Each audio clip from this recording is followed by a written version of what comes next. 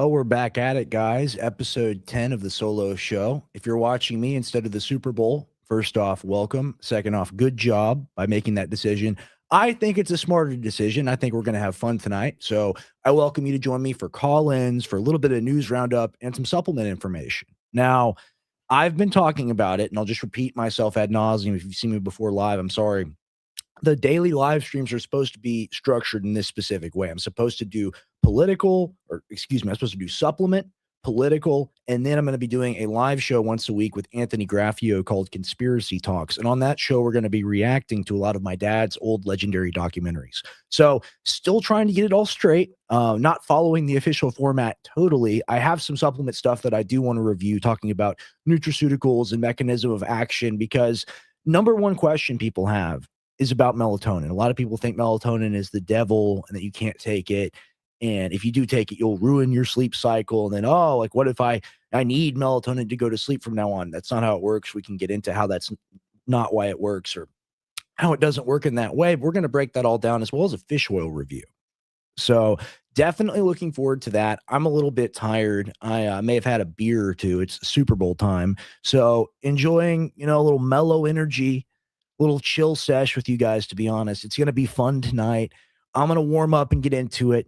I appreciate anyone and everyone listening right now. We're going to have a good time. And to warm us up, I want to crack 100 viewers before we play this initial video, but I've got a phenomenal old sports ball roast of my dad where he goes off on people watching NFL and UFC too. And you know what? I might as well just say, I don't watch sports ball, I guess, as you'd traditionally say it. I don't watch any football or baseball or basketball or anything like that. I do watch nearly every UFC card, not in their entirety, but I watch coverage of it, and I am into it too much. But, it's fun, right? And the way I look at it, at least that's a little wild and a little crazy. At least they're literally gladiators instead of kind of play acting the role. And it's we done run the football down 20-yard line. What do you know about the Cowboys, son? And it's like, it's the dumbest thing possible to know about. All these people, they get paid like tens, if not hundreds of millions of dollars to run around on a field. And like, that's cool. And that's great for them. Congratulations to them. Ultimately, you're not those guys, right? And whereas with UFC or MMA, like I've done jiu-jitsu in my life, I've done Muay Thai in my life, things like this, like even if you're just a recreational amateur or whatever, even if you just don't fight and you just spar, you're still able to have an experience in that realm that's completely unlike anything like related to, the football, whatnot. I know you can play flag football with your boys and have fun and have a good time, or tackle or whatever, sign up for the rec league, but it's just, you're not 6'5", 300 pounds. And ultimately, all this is a mega distraction, right? Because people are talking about the Super Bowl. Well, they're going to have that Bad Bunny on the Super Bowl, so I ain't going to watch it. I'm watching Turning Point USA halftime show, and they're doing that. We'll get into that on the show today. Because, it's just, you get grifted on at all angles. They just, feed on you and grape you. No matter what you do, literally the only winning move is not to play. And that's why doing a live stream or joining me on the live stream, whether you're mowing the lawn or, doing chores or doing your taxes or taking care of your kids, I'm happy to have you with me here tonight. I'm going to go ahead and roll this. We're close enough to 100. We're at 95. This is an absolute classic. And I think I was there in studio when this was done. We're going to check this out. The average American's like, NFL games been really great, haven't they? Guys that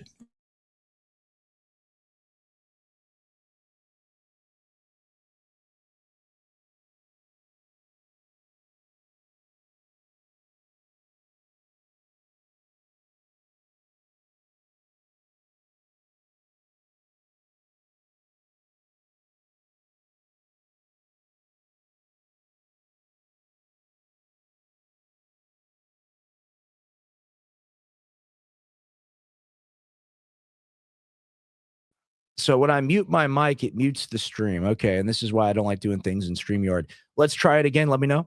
Did you see it? Yeah, I'm empty too. Yeah, I did. I fill my head with facts and figures that don't matter instead of learning the political system and standing up for myself.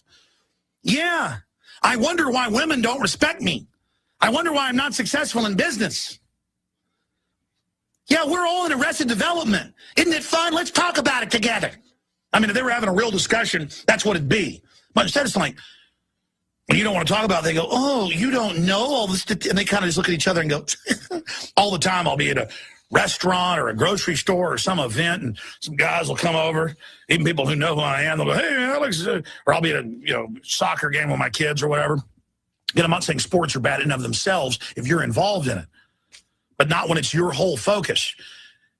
And they'll go, "Hey, what do you think of the Cowboys? What do you think of this?" And they'll throw out some statistics, and I'll just go, "I'm not really that interested in it." And they'll just kind of smile at each other and go, and then, I'll sit there and listen to grown men in the gym trying to act like they're sportscasters and these elaborate combinations of information and history and what they're predicting and what they're betting on and what they're doing. Or you'll hear even more pathetic discussions of systems to win lotteries. And, "Hey, have you heard the Mega Millions is 200 million? Hey, are you going to bet on it?"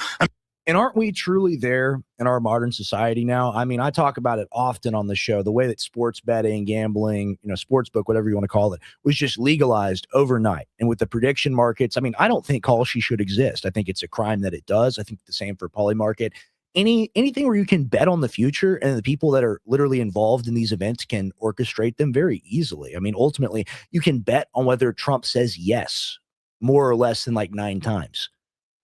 Is that not a very sick society? I think it is on its face. Of course, when you add to the fact that these people are all PDF files, if you go down the line and list every single one of them, the Americans aren't focused on that. We're not focused on that. We're focused on, how we can also grift off of the same system that they're using from the top down to the bottom down. I talked about Todd Blanche yesterday on the show, who, of course, is the deputy DOJ, works under Bondi. I talked about him and him giving the answer of, "Well, you're making a lot of assumptions there. I don't know what you're talking about." When the reporter asked, "Hey, are we ever going to find out the names of these men that abuse these women?" And he's just like, "Oh, excuse me, I'm just not going to answer your question. I'm going to answer your question with a question." And then we have to be in a state where we're so subdued that we just accept that as a nation. And I think this message from probably close to 20 years ago is still very poignant and relevant today. It's just George Orwell in 1984 wrote all about that. All they cared about was sports and the lottery in that fictitious police state. Look, we're going to Hades in a giant stinking handbasket. Okay? His analogies and metaphors are so beautiful. The blood is running out of the country. We're going ashen white. We're flatlining. No one does it like that, guys. No one's ever done it like that. I want to get like that one day. It's like the way he talks. I'm such a fan. I really am. I'm sorry if I can't get all upset and paint myself up like a clown and go to a game and get drunk. I'm sorry I'm not a real man. I'm sorry. Okay? So laugh at me. There's something wrong with me. Okay? I've just predicted everything that was going to unfold and broken down all the government staging terror attacks. That isn't creepy. And I warned you about the flu being dangerous, the flu vaccine. That's now come out and been confirmed. And the government's training for mass arrest in the U.S. of anyone who criticizes the government. I agree with you. That's not a problem. Not when there's global soccer to watch. And so to all of those guys that really get it and know how to basically put on this fake suit of clothes of who they are. That's what it is. It's like who they are. And they repeat what the news says and what ESPN says, and they walk up and, you're sitting there at a bar on a trip waiting for your dinner to come, and there's guys come up to you drinking beer, and it's always the same. They're like androids. They have like little fake conversations. "So, what do you think of the playoffs? What do you think of the weather? Oh, yeah." And you start bringing up, "I don't know, what do you think of the surveillance grid going in? Have you heard about how they're listening to all of us without warrants?" They're like, "Well, gee, buddy, what you bringing that up for? It's kind of weird." Well, it is weird they're doing it. It's very dangerous. You know what? A company's government spying on people without warrants, mass arrests, secret police, torture dungeons. "Well, I don't care. I'm not involved in politics. I don't have to worry about that, Mac." Oh, really? They're putting the grid in place to rob you, you fat slob. It doesn't get any better than that. Doesn't get more real than that. We need that back. And if he's not going to do it, I'll go ahead and do it. I'm not as talented, but the energy, the passion, the description of the problem, that's really what we have to live in and sit in now. And that's what all our political and ideological messaging needs to be. I've always thought of myself as somewhat of like a single or dual or like three. You know, there are a few main issues that I cared about, and I would vote based off of those. That was my political assumption as a teenager, right? Like I'm anti-abortion, I'm pro-gun, and I'm like pro-freedom or liberty or whatever. So less regulation, lower tax, whatever you're going to say. That was my position. It's not necessarily my position now. I still hold most of those things, but now I actually understand how they work and why my idealistic view of things will never truly pan out, right? So you have these political assumptions, and you live in the system, you sit in the system. Eventually you've got to realize the system doesn't work for you because you elect the people in that are on your platform and support and say, hey man, we're going to do what you're talking about. We're going to release those files. We're going to stop those wars. We're going to bring money and manufacturing back to America. We're going to help people. We're going to tax you less. Your gas is going to be cheaper. We are going to be there for you. And then out of a list of like 100 things, they don't do what they get 2 of them done, and the 2 they get done don't really matter. It's like the house is on fire, and it's like, oh, well, you know, we put out the shrub caught fire as well. We put that out. It's like, well, okay, the 10-bedroom mansion has been burned down, and it's you who burned it down, by the way. Like these are the arsonists, and that's the problem. So when you look at my dad's analysis from damn near 20 years ago, and you look at the time period we're in now, we're dealing with the exact same stuff. It's identical, and that's why it has happened. That's why it's gotten worse, is because people are still in that slumber. They're still in that absolute spell of not being able to get out of that position. And, you know, we're all like this to a certain extent. Ultimately, people 100, 200 years ago, they didn't have the creature comforts and distractions that we have. And me and my co-host, we argue about this a lot. Tim would make the point that as time goes on, people are less violent and they have access to more resources. So they want to have a higher standard of living and care and elevate themselves and the neighborhood and the community, blah, blah, blah. I don't see it that way. I think we're getting more efficient at killing ourselves. And that's what the sports ball, that's what the fast food, that's what ultimately the drug culture and all of it represents, right? Because the nihilism in the country has reached terminal mass. People don't care about being alive anymore. And like you look around at the situation and you understand we're going to get into some of the Epstein file stuff. We're going to get into stuff regarding Massey and stuff regarding Fishback. Someone just tried to burn Fishback's house down. It's a developing story. I'll get you more on that in about a few minutes. We'll talk about the football, the NFL Super Bowl. We're going to talk about it. And my soundboard doesn't work, so that wasn't as good as I wanted it to be. I guess it's not set up yet. I have to turn it on.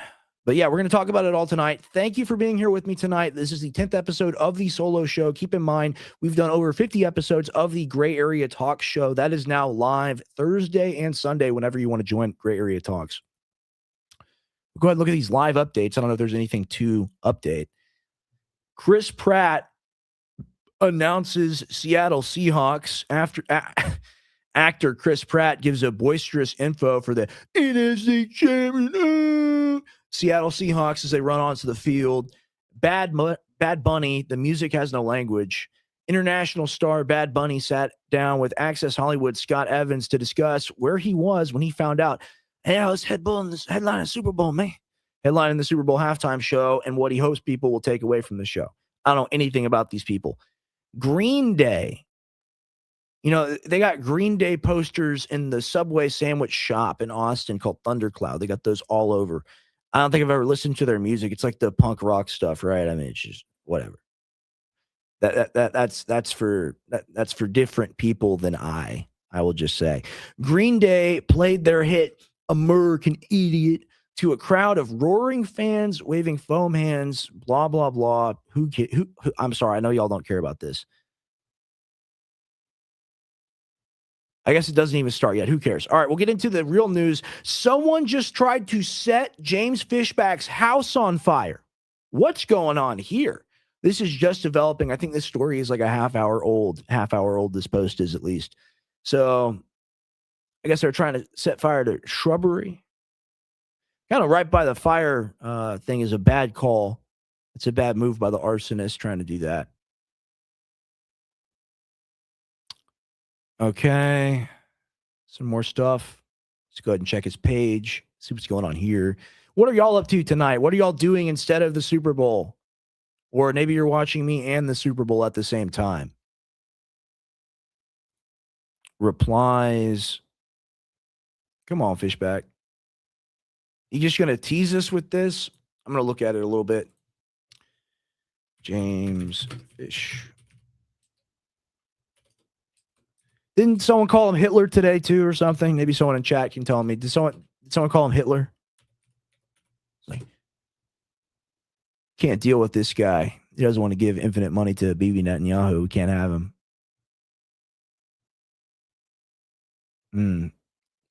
Yeah, that's it for now. I guess he hasn't gone further than that. We'll cover that as it develops as a story. Let's go ahead and get it to Massey. We're big fans of Massey here on the program. Apparently, Director Patel, Kash Patel, threatened Massey with criminal investigation. So this is just the same thing as you see the Democrats do, the Republicans do it now, and that's why it's ultimately all bullshit. And I'll just go ahead and make this point. I make this point often on the show, but I want to do it for new viewers. Anytime there's a Star Wars story about a rebel alliance and the Empire, anytime there's literally like today, the football team, what side are you on, boy? Like, who do you represent? Roll Tide, yee! Like anytime you see something like that, and it's societal or it's political or it's in the media and it's supposed to be real, and it tries to evoke some sort of strong emotion in you, you know it's BS, you know it's bullshit. And some of these people, they don't pass the litmus test, but Massey does for sure. We'll go ahead and get into this clip.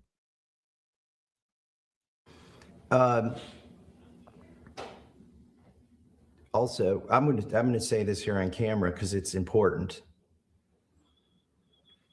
One of Kash Patel's staff threatened my staff with a criminal investigation if we didn't straighten up and play ball. I was going to ask you about that, but since you brought it up, and I didn't, I'm bringing it up. Okay, you brought it up. So Kash Patel needs to resign immediately. I mean, so this is exactly the same thing. Trump was like, Biden, they weaponized the DOJ, hundreds of indictments against me. It's true. It's also terrible. It's also false. Look at what they did.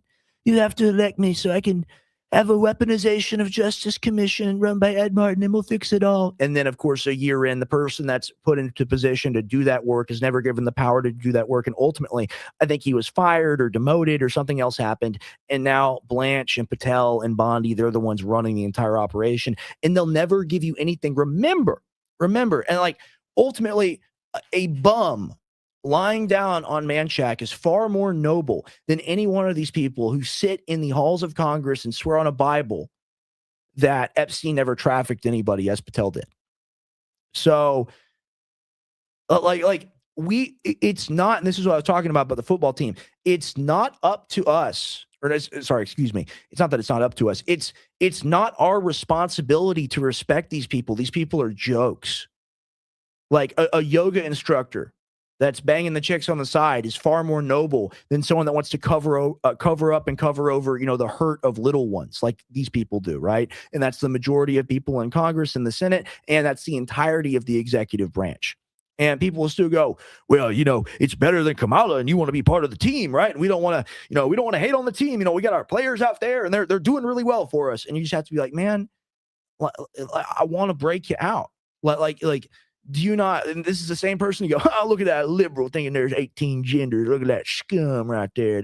BIPOC, want to call themselves BIPOC. Look at this person right here. I don't understand them. And it's like, you're the same exact person. You've both been pre-programmed to serve one of the different political factions. It's the left boot and it's the right boot, and they both stomp on your head.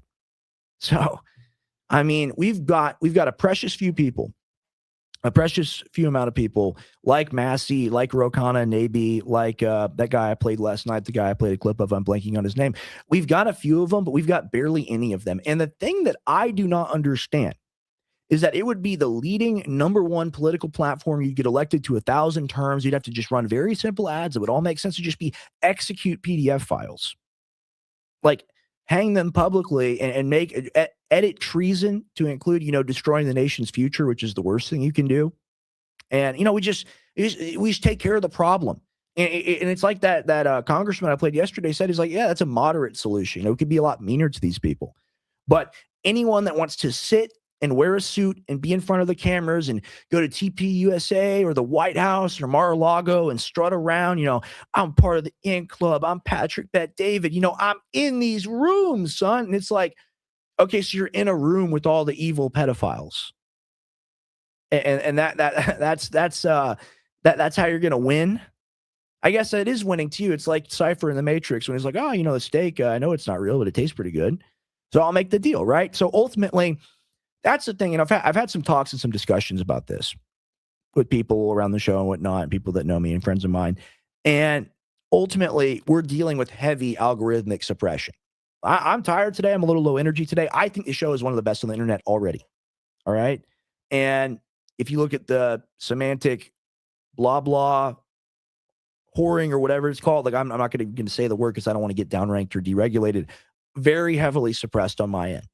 People that elevate narratives like Tim Pool or Tom McDonald or any of these types, let's just say, when you know them by their fruit, which is they just produce complete slop that's designed to feed people into that right-wing pin, right? And you look at these people, they're not legitimate. And in the same way that it's not up to you, it's not your responsibility to respect the politician or worship them or give them reverence or give them anything. Really, they're your servant. They work for you. It's the same exact way for people in the media. And, that's what I really can't stand about Tim Pool. And I'm getting a little distracted here, but I like to do a rant style show. We're having fun tonight. That's what I really don't like about Tim Pool, because Tim Pool is like, I'm the rich man now, but I'm still cool and I'm still down to earth. And I'm your homie. I'm the guy you were watching in 2022 give good COVID footage or good COVID exposure and talking about the poison shots, because that's how he built his credibility, right? But now he sits with Beavis and Butthead's teacher, who's ironically the only guy on the show who ever makes a good point. And it's through virtue of being heavily autistic, of course, and I understand that very well.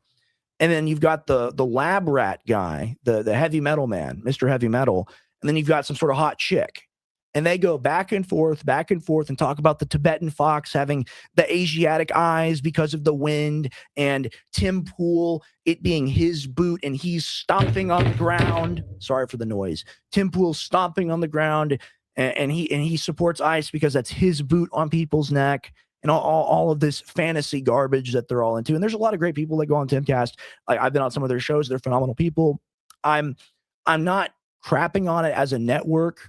I think look, I respect anybody's hustle, and ultimately viewership is what matters in the game. So if you're able to have a good message and I support you and you're on a big platform, it's just Timmy is a bit much. All right. And you know what?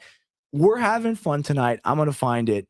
Oh, this is so good. And I played it. I'm sorry, guys. I know I need to do a better job being more professional. We're hanging out tonight. We're having a good time. Oh, where is it? Tim Pool. USS Liberty.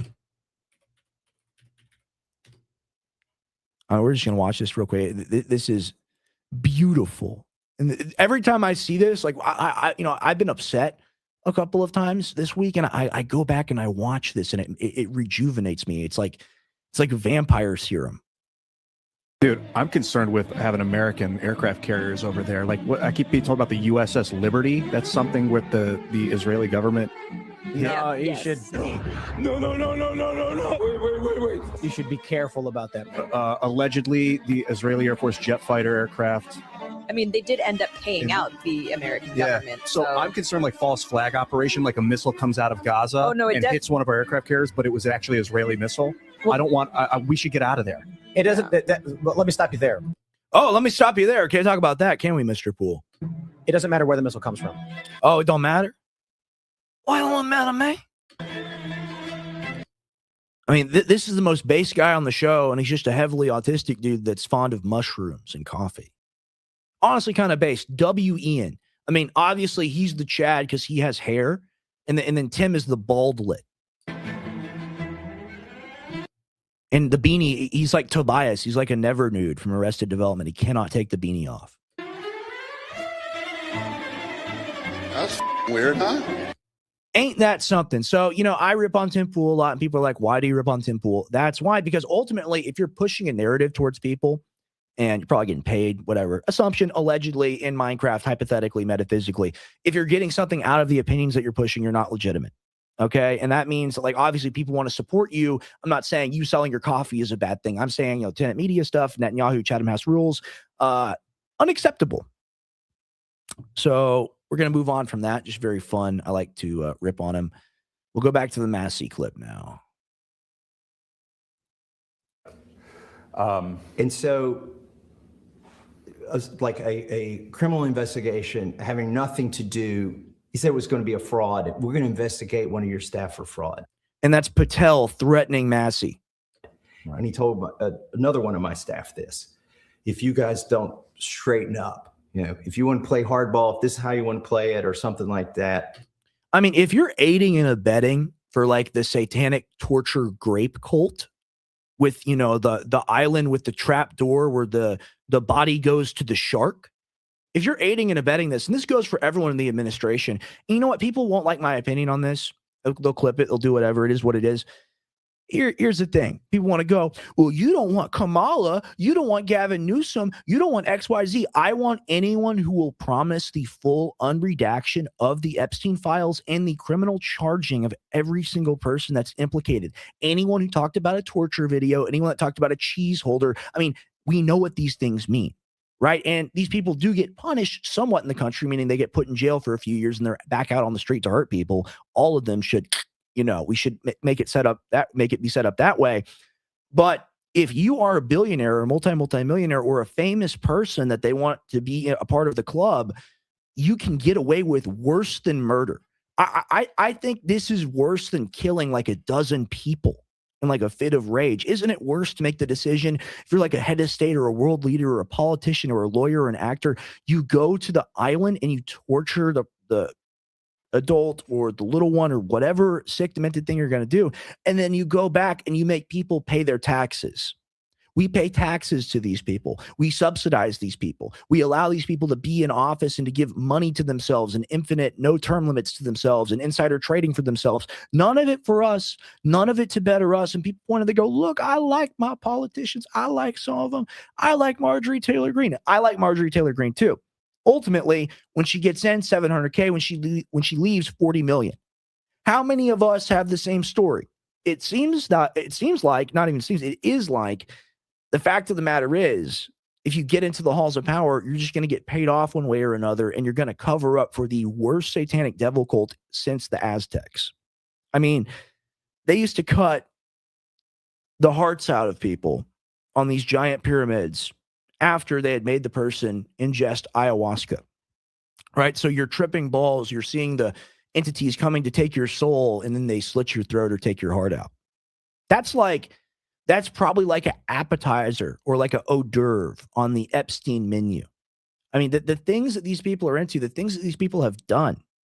I mean, it's a systematic, decades-long program of, indoctrinating the ruling class into believing in the end of the world. That's ultimately what it's all about, because if you do this stuff and you're a head of state or you have any political power, if you're hurting little ones on an island, you'll do anything. And this is a death cult where they want everyone to be dead. They want everything to be automated. Optimus Robot will run your life. It'll run your lawn. It'll do everything. For these people, at least, it'll take care of them once they get the population down to 500 million, which is what they want. Right? Because, 7 or 8 billion people, it's too much to deal with. It's too much to handle. Maybe they might rise up. It's like A Bug's Life or something, right? So they got to nip it in the bud now. And you talk about it and people go, and I see a lot of these conspiracy theories. It's partially true, but a lot of it's overblown. It's just because of the living conditions we're in. People go, population collapse. We're not having kids, XYZ. It's because of the testosterone and the microplastics and the phytoestrogen and all of it and blah, blah, blah, blah, blah. Sure, probably like 20%, 30% of that's true. The other 70% of the reason is because it's unaffordable and hellish to live here. Okay? I pay someone's salary. I have a very hard time doing that right now. I'm working on it, working on making more money. And that's why I plug products. And that's why I'm outside of work, or I'm outside of this doing real work, doing my business, which I've done for 5 years.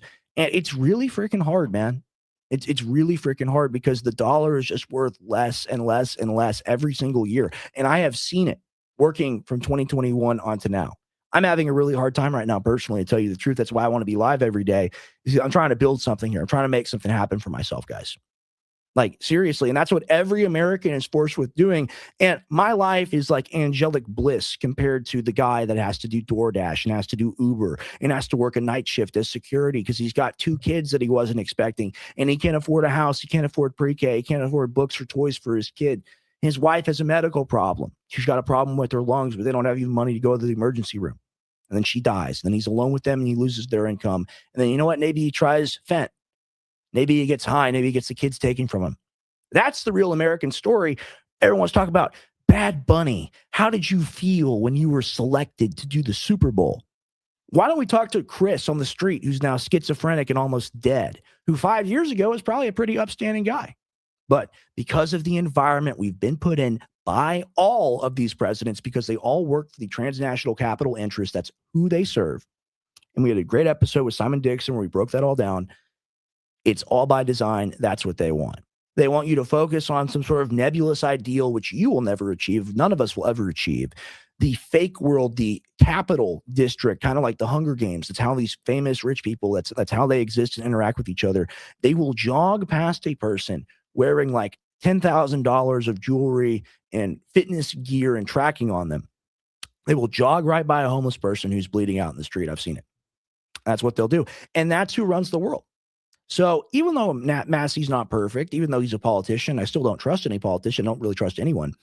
At the end of the day, at least he sees which way the wind is blowing, because the main thing we all have to remember and be positive in is that as long as we're strong on this, anyone, like I said earlier on in the broadcast, who runs on their platform of being exposing these people and taking them out of the halls of power, anybody who does that will win 1,000 terms. And we as an electorate, as a public, need to make that clear. I'm thinking about a lot of the stuff my dad used to do with documentaries and with organizing, peaceful gatherings and marches and stuff. Why can't we all peacefully gather and shout to the rooftops, arrest them, hang them, referring to the PDF files?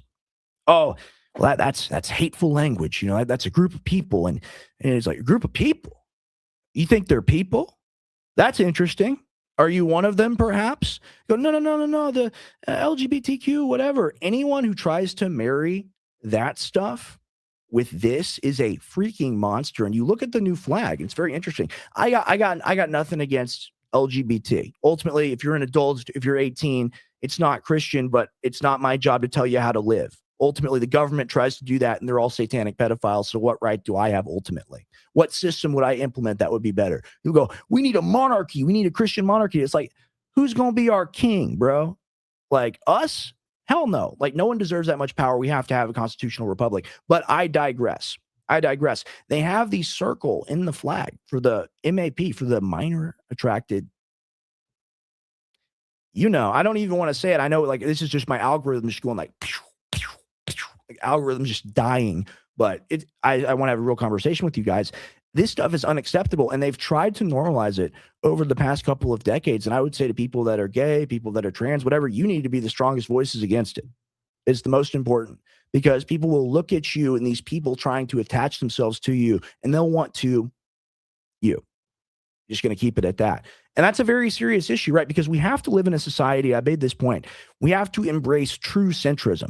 Now, what is a centrist? A centrist is not like Tim Pool, who's like authoritarian right, just serves Netanyahu or Trump or whatever, right? A centrist is not MSNBC or CBS or Barry Weiss pretending to be moderate, but working for him, right? A centrist, to me, and this is how I'm redefining the term, I'm doing this, I've decided I'm going to do it. A centrist is someone who takes ideas from traditionally the left wing and ideas from the traditionally right wing and combines them together. Like, I want gun rights and I want healthcare for people. I want housing for people. I want mothers to be able to raise their children and be able to afford to take care of them. It's like Fishback said. Fishback says if he's elected, he will close all of the Planned Parenthoods and he will open up crisis pregnancy centers in their place. Now, people will go, well, we need abortion and you all understand. And it's the life. It's the mom's decision. And she's going to give that kid a bad life. And you don't want that to happen. You don't want that kid to be in that situation. It's better for them to just go. They're going to be a bad person anyway. That's eugenics, right? And you cannot make the argument that it is not a person. Okay. Because if a seed is planted and it's sprouting, it's alive. Okay. The moment that life has began, and you can't argue with that. And I know people will get all offended at that, especially women. And it's super weird because we've killed 60 million children in the US. Maybe that's the reason why we're suffering so much. Maybe God is punishing us. And these people, they go, well, it's not alive. It's just a thing. And, at a certain point, it becomes alive. And whatever arbitrary view of that is, I have is correct, or the person on BuzzFeed is correct. And it's like, life is not absolute to you. And they'll go, well, no. And it's that very same mindset that is very similar to the PDF file mindset. It's very similar. Because, like, what is this? Ultimately, it's a kid. It's a clump of cells. It's a thing I dehumanize and torture and hurt, and consequence free, of course, because it doesn't count somehow, either because you're powerful or because it's just not a thing in the first place. And you think about this, and you think about the impact of that on the country, just over a period of time where that's become normalized. That's why we are where we are today. And it's a lot like the point that I heard Kurt Metzger make, which is if we accept this, we accept everything. And they're going to usher in the next phase very, very soon if we don't do something about it. And I think he's 100% right about that. But maybe the football has started. Maybe it started. Just hanging out here in the chat. Thank you for being here, guys. I appreciate it. We'll go ahead and go to this. More Epstein stuff. Bannon was laundering money for evil people. You went to dinner with Epstein and Zuckerberg. This is like, people that are covered in poo throwing poo at each other again. Very interesting. For Mario Newfall, really want to have him on the show. Epstein used World of Warcraft gold to move money without getting traced. Back in 2007, Bannon was coincidentally running a Chinese company that sold in-game gold for real cash. And then we got the confirmation email down here. And where is it? It's not even in this thread. And I'm so bad at preparing things, guys. I really apologize. There's a thread of Bannon talking about how to do it and informing Epstein. So, and this guy's got one of the biggest conservative podcasts ever, So, at what point do we leave this all behind? At what point do we leave this whole MAGA illusion behind and realize that we just need to arrest and convict and deal with these people, right? And anyone ultimately that's implicated in hurting the little ones, I don't care if you're a money launderer or if you sucked a ding dong, that's not what's important. Anyone that's involved in hurting the little ones has to be dealt with. And this is the winning political platform for the future. But I think when Trump goes, I think it all crashes down. I think the Democrats are about to sweep the midterms, absolutely destroy. And you look at the shifting opinions of people. Sean Ryan does a massive podcast. It's huge. And you think about it like this guy, I think he's an ex-SEAL. You think he's like a government lab rat, right? And maybe he is. There's different factions and they push different agendas. Maybe he could be in a Tucker-like faction or something like that. But you look at this statement from him, they are legitimately proactively protecting pedophiles by redacting the abusers' names. Listen up, everybody. The effing White House is protecting PDF files. You hear that? They're effing protecting PDF files. It's what the F they're doing. They are legitimately, proactively protecting pedophiles. They are protecting pedophiles at this point. By redacting the abusers' names. By the White House, listen up, everybody. The fucking White House is protecting pedophiles. You hear that? I think that's plainly obvious. Just wanted to showcase that. More about these people being infantile and why you shouldn't respect them, talking about Congress and Senate and people, just elected officials. And so when we get to the House floor, how do you determine where you sit? Okay. Do you have assigned seating at the Capitol? Okay, so we don't have assigned seating, but Congress is basically high school. So first of all, you get here for new member orientation. You do like a lottery to get your office. So kind of like how you got your dorm room in college. And then you join clubs. That's how you know who your friends are. And then on the House floor, there's no assigned. I'm going to do a quick intermission, guys. I'm going to find something fun for y'all to watch real quick. And then I'm going to come back. I'm going to start playing this supplement video. It's like 80 degrees in here. My roommate, I don't know what's going on, but like he likes it hot in here. And it's got to be 76 at least. So enjoy this. I will be right back. This is something we were going to discuss anyway. The problem is that if you let someone be in that state where they're unable to sleep very well, but also anxious, over time the anxiety worsens and the consequences to their health.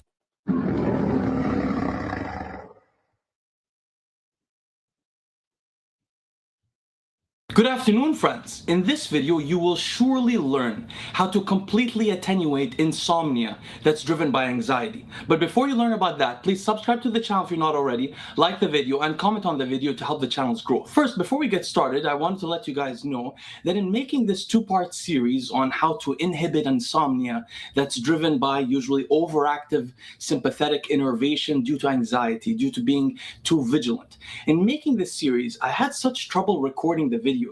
You see, my friends, for those of you that don't make videos yourself, you may not imagine how often we make mistakes that are really inexplicable. I was talking to Derek and Steve for quite a while after our last podcast without recording the conversation.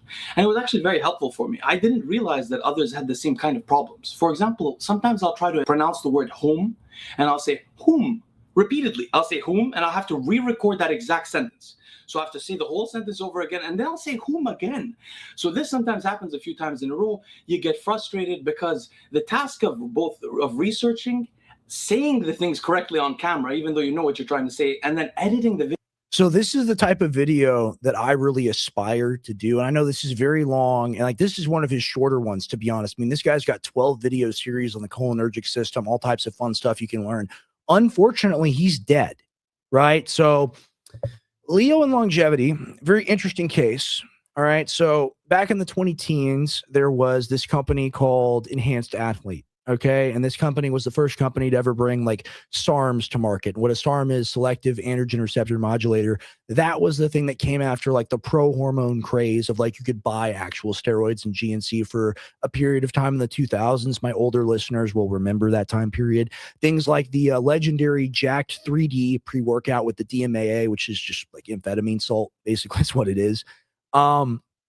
There was this guy named Tony Hughes. He went by Tony Huge. He's still around. He's still on the internet. I would love to interview him. We'll talk about a fascinating story. Some of the Chinese jungle stuff he had to do to, get the product and make the product and get it out of the East and into the West is pretty nuts. I remember some of the old videos, but basically Leo Longevity had a fallout with his wife. Something happened. She put the milk in the back of the refrigerator and he crashed out. That's literally what happened. And whatever ended up happening, he moved to Thailand where Tony Hughes, running away from, U.S. legal pressure for selling the SARMs or whatever. As I remember, I could be wrong. I like the guy. I want to have him on the show, so I don't want to denigrate him too much. But Leo Longevity is living with him. Leo Longevity ends up stabbed and slashed and beaten to death in this guy's bathroom.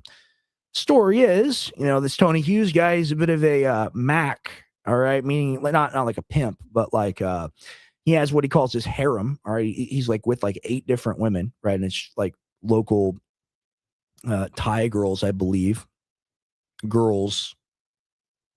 Interesting. We'll just leave it at that to keep the broadcast family friendly. But apparently he may have been, Leo may have been a little hands-on. It's possible, but ultimately, I don't know. I don't want to speculate. But moral of the story, he's dead now. And this type of video, this high quality video, I mean, look at the way he's explaining all of this, all these different elements of his stack and how they work and mechanism of action, all of it. This is the type of video that I want to do. And whatever happened, I don't know the guy. It is what it is. I respect him off of his academic work. And I think he's a very, very smart guy. Going to start making a lot of videos like this. So I'd highly recommend checking out this channel, Leo and Longevity. Very, very cool stuff on that channel. And it's a lot of the stuff we're going to replicate here. And thank you for being here tonight. I appreciate it. I honestly kind of shit the bed. I didn't prep hardly anything. This is just stuff I wanted to talk about anyway. So thank you for being here with me tonight. Probably going to wrap up the stream pretty soon, to be honest with you. I'm not feeling too good in here. It's so hot. It was 79 degrees when I went up there. All right. Are there any updates? I don't want to read a bunch of commentary from like people that get paid $200,000 a year to sit in a New York studio apartment and make content for ESPN. I don't really care about it.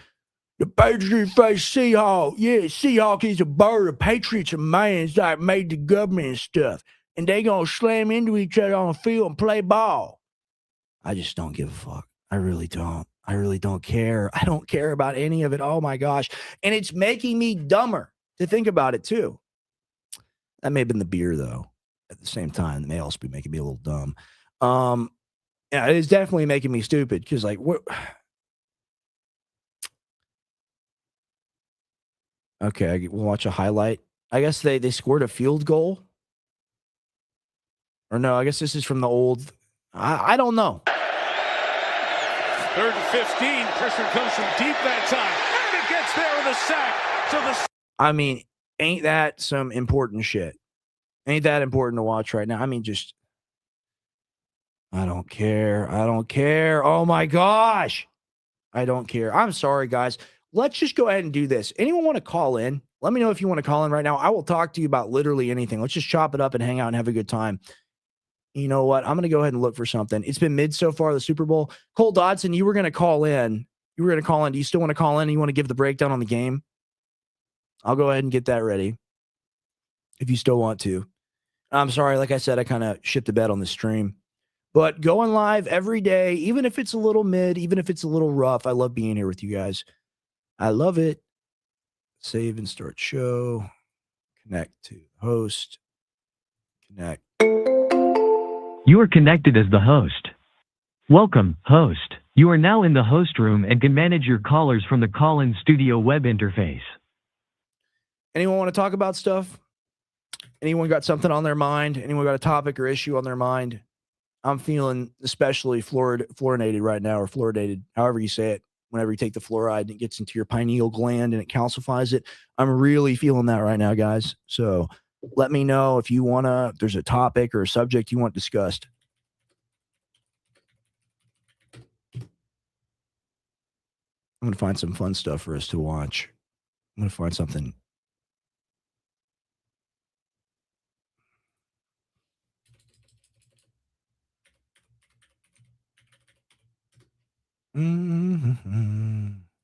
Keep drinking.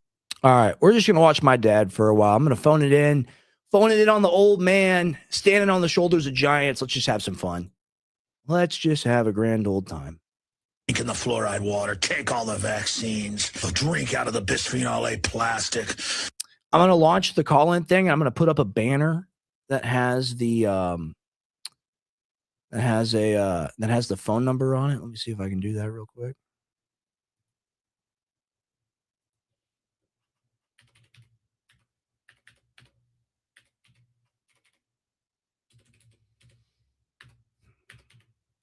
Dead air. I hate dead air. I'm doing it today. I promise, guys, I'm going to get better at doing these daily lives for you. I appreciate you being here with me tonight. Like I said, I'll be here every single day of the week, except for one going forward. So here we go. And then it should display. Oh, it's in the tiny little bubble. Of course it is.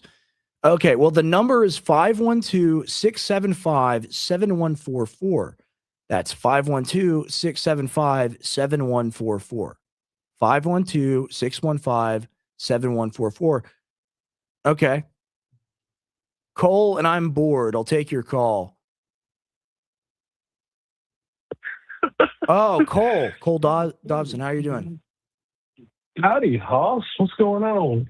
Just chilling, man. I think it's kind of a brain drain day. I think I may have, had a little too much to drink, and I'm sitting here sweating, low key. Oh my gosh. Yeah, I've actually literally have been taking a nap. Not gonna lie. This game is just like watching paint dry. Right. So, ain't much going on. The last 2 weeks we've been freezing our ass off up here in Tennessee. Right. I was hoping to get some, good weather footage and stuff, because they were talking in the beginning, big snowstorm, big ice storm. Everyone's going to get screwed on this one. And guess what? Bumpkiss, Nashville, where Chase Geiser and all them, they're at. Right. They got screwed. And then we in East Tennessee, what happened is we got this big warm node that came up through the Central Valley and, had the ice. Then it went to rain. And I'm like, come on.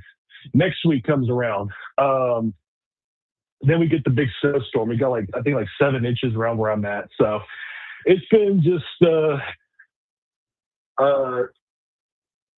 hoping for a big boom, but ended up getting a big bust. And then a week later we get the snow. It's like, oh, come on. So we've talked about this a little bit. So you do some storm chasing stuff, right? And we've talked about, going live and doing some interesting ideas there. Tell me about a little bit of your history there. Yeah. So obviously being from Texas, Right.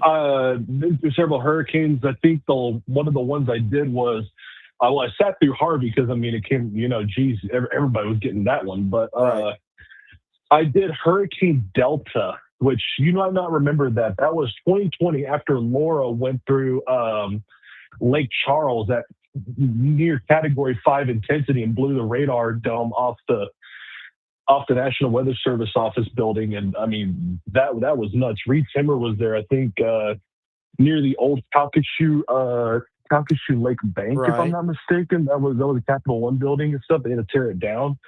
So there was that. Do you remember around May of 2024 when that big freak storm hit Houston? I'll have to send you the footage of that. Yeah, absolutely, for sure. They're always getting destroyed.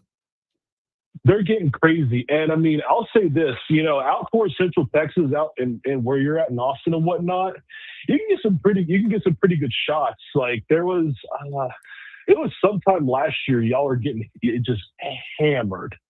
Hammered. Around late April, early May, somewhere around there. Well, I'm just sitting here like the interesting thing about the Hill Country, maybe not Austin, like the city of Austin itself, but surrounding areas like Leander, Dripping, Spicewood, San Marcos, other places like that. You have a lot of really dangerous spots where houses are on 30-foot stilts, right? And I've seen some really nutty flooding in my day. I've seen it just come through and just tear everything apart. Oh yeah. Especially out in Dripping Springs. That's it. You really appreciate the power of water, because you don't really know about it until you see it, but it'll tear stuff right out of the concrete. Yeah, and we were talking about that last night. I think I told you I was in Kerrville. I was even a little kid. I still remember the little bits and pieces of the 2002 flood. Right. When the Guadalupe River just went right through, and I'm like, holy crap. I mean, I've seen my fair share of weather. I've, one or two tornadoes here and there, but unfortunately, when you're in Dixie Alley, you don't really see much. I've driven real close to one. I was driving back from Tulsa, and I was driving behind the InfoWars battle tank. We were making our way back, and I got a lot of appreciation for my Tacoma and what it can do. I mean, it was so crazy, man. The wind, the way it makes you feel in the car, the lightning, all of it. It's just, it's another level. I respect the thrill seeking. I want to do stuff like that. And it's, I think that's a lot more noble than going out to the club or talking to someone with brain damage at the end of the day. And I want to have fun with people and show them real stuff, real thrill. Right. What's funny is that I've actually been having that same conversation. So, this might feel a little childish for me to say this, but no, go ahead. Back when I was in high school, like kind of like early college, I was a little bit, kind of just a hobbyist when it came to politics. But one of the things I did was I had this like Xbox community where I ran a role play on GTA Online. I don't know if you're like familiar with something like that. For sure. And over the years, it's like it became this deal where like it started growing, and like the people that I was running it with, we became this really solid friend group and whatnot. Well, one of my friends actually he left Wisconsin back in middle of last year, moved down to Florida and whatnot, and like, it's just kind of one of those impulse decisions because he's 21, and when you're younger and stuff, you're a little more impulsive. Like me being at my age of 26, I tend to think a little more logically and whatnot about things. Right. And have put a little more brain power into decision making. But, when you're younger, you don't really do that. He moves down to Florida, and then, my friend's gay and whatnot, and he gets into the club community and all that stuff. And I'm sitting here going like, dude, what are you doing? Right. Why are you because I did the club maybe once or twice with a bunch of goons up in Columbus, Ohio, years ago. And I would literally just look around. I'm like, why is everyone so brain dead? Everyone just look like you can see just zombie. It's literally zombie land in these clubs and stuff. And I get maybe 30 minutes of enjoyment, and then I just call an Uber and get out. I'm just like, man, what the hell am I doing here? I walk outside, see some fight going on. I'm like, I'm done. I'm already, I've seen enough. I'm tapped out. I did my experience. Yeah, no, I mean, 100%. Yeah, 100%. I mean, when you got a group of people together, which represents the majority of society, you really understand how asleep everyone is, because people want to talk about the TV show and, you know, the game that's on today or whatnot, or this, that, the other thing. A lot of it's not their fault. A lot of the time people are beaten down and we're taught not to expect good things from our government or our country. So we kind of like, okay, might as well have fun when we can. Right. So I can respect the nobility of that, because ultimately, like, it's not our fault that we've been screwed over this bad and we've been this mutilated by our society that the government has ushered in. It's not anyone's fault that that's happened necessarily. But at the same time, it's just, how do you reach people like that, right? Because I played the clip with my dad to start the show. I know you joined about 10 minutes after I played the clip, but he gives the example of someone like, yeah, you know about the big game, and he's like, yeah, well, you know about the control grid they're putting in all around us? You know about you know about the microphones and cameras listening to you, like warrantless wiretapping, which now is just like, yeah, everyone's like, yeah, my phone is just a spy device, right? How did we get to a point to where we just accepted that? It's because the majority of those people, like people you talk about, not even to denigrate them, just talking about the societal illness, and we're all guilty in some way, in some part. We all contribute to this. No one has a clean hand. But at the same time, like, how do we reach people? How do we get to this place? I think we've been here for a while, because that clip, my dad is old. It's the same thing now. Yeah, and the thing is that the one thing I told my friend in Florida, I was like, look, you know, yeah, is there a lot of bad things going on? Sure. But I mean, why would you trap yourself in the club world? I mean, just I told him, like, look, go take a look around. Here's some advice. Go take a look around and you'll see what I'm talking about. Right. And because another one of my friends, I'm like, look, screw the club. Because the next trip I'm planning with my group is going to be like at the end of March, and we're talking like, shit, let's check out, let's check out Columbus. Let's go to Topgolf. Let's go have fun. Then let's drive down to Tennessee, hang around there, explore that. Okay, go down to Florida, sit on the beach for a couple of days because we've been freezing our ass off up north. And then at the end, we're like, look, why? I told my friend before, I'm like, look, how about you hop in with us? We're going to go take a little ride across the deep south. We're going to go hit Charlotte, Asheville, North Carolina, Greenville, South Carolina. And I think we're maybe even going to try to hit like Bristol, Virginia in one day in one big road trip. That's the entire Southeast. Right. And you get so much more value out of that, because you're not just sitting in one spot doing the same boring routine every weekend club and then, work like a dog and not get paid. You're out, seeing America. And one of the things that Tucker Carlson talked about when he first started his podcast is like, have you actually taken the opportunity to take a road trip around America and really look around and see what the hell is going on? If you haven't, you should. That's a good point. Because you could really learn a lot about what's actually happening. Yeah. It's true. And, I've done that. I've been to my fair share of places. Really, I haven't explored the Midwest. I need to go to those areas. I've really never been to those areas, but as far as like the Eastern Seaboard or the Western Seaboard, like I've been to Oregon, I've been to California, I've been to Nevada. I'm getting a call. I'm sorry. Oh, wow. One sec. Well, hey man, I'm on the air. I'm sorry. I'll call you back. Well, we went on this phenomenal road trip back in the day. We used to have this giant like RV thing, right? And we went on a trip through Texas over to Nevada, New Mexico, Arizona, all of it. Ended up in California, went back the other way. And that was really magical for me. And that made me appreciate, we live in this country, but it's really 50 mini countries, right? 50 states. And a lot of the times, we get habituated to whatever group of people or society that we're accustomed to. It's been really fun getting to interact with Tim because, Tim's pretty different because he's from somewhere else. It's cool. Yes. Yeah, and that's the same thing that happened with me and my little Xbox group and stuff. We ended up becoming a huge friend group of people from different places. I got a friend in New York. I got a friend up in Wisconsin. I'm planning on going up there to actually go see Wisconsin for the first time this August. We're talking like we're going to go to Phoenix, Arizona. I got a friend out in Tucson. We're going to go see him in September. It's like, I mean, what are like, we're young guys. I mean, what are we doing? Sitting around at the club and doing something. Let's go. Right. And that's how, that's 100% how I feel. I like hunting and fishing trips and stuff like that. I think that stuff's really fun. I wish there was some way with the internet to make it work, but ultimately if you're hunting, it's just, you're going to have like no cell. at the end of the day, right? Like I'm sure Clavicular and them would roll up to like a high fence place and kill an elk or something. I'm sure they'll do that on stream one of these days. But Or hey, I mean, he could do like those texts, and we could just we could get a little antenna pole, strap a little Starlink at the top of that sucker, beam it up in the That's space. not a There you bad go, idea. boom. That's not a bad idea. I wonder if they'd get you for like brutality or whatever, even though it's hunting, you know, like the hunting channel, how do they get around it? It's more to look into. Fishing for sure.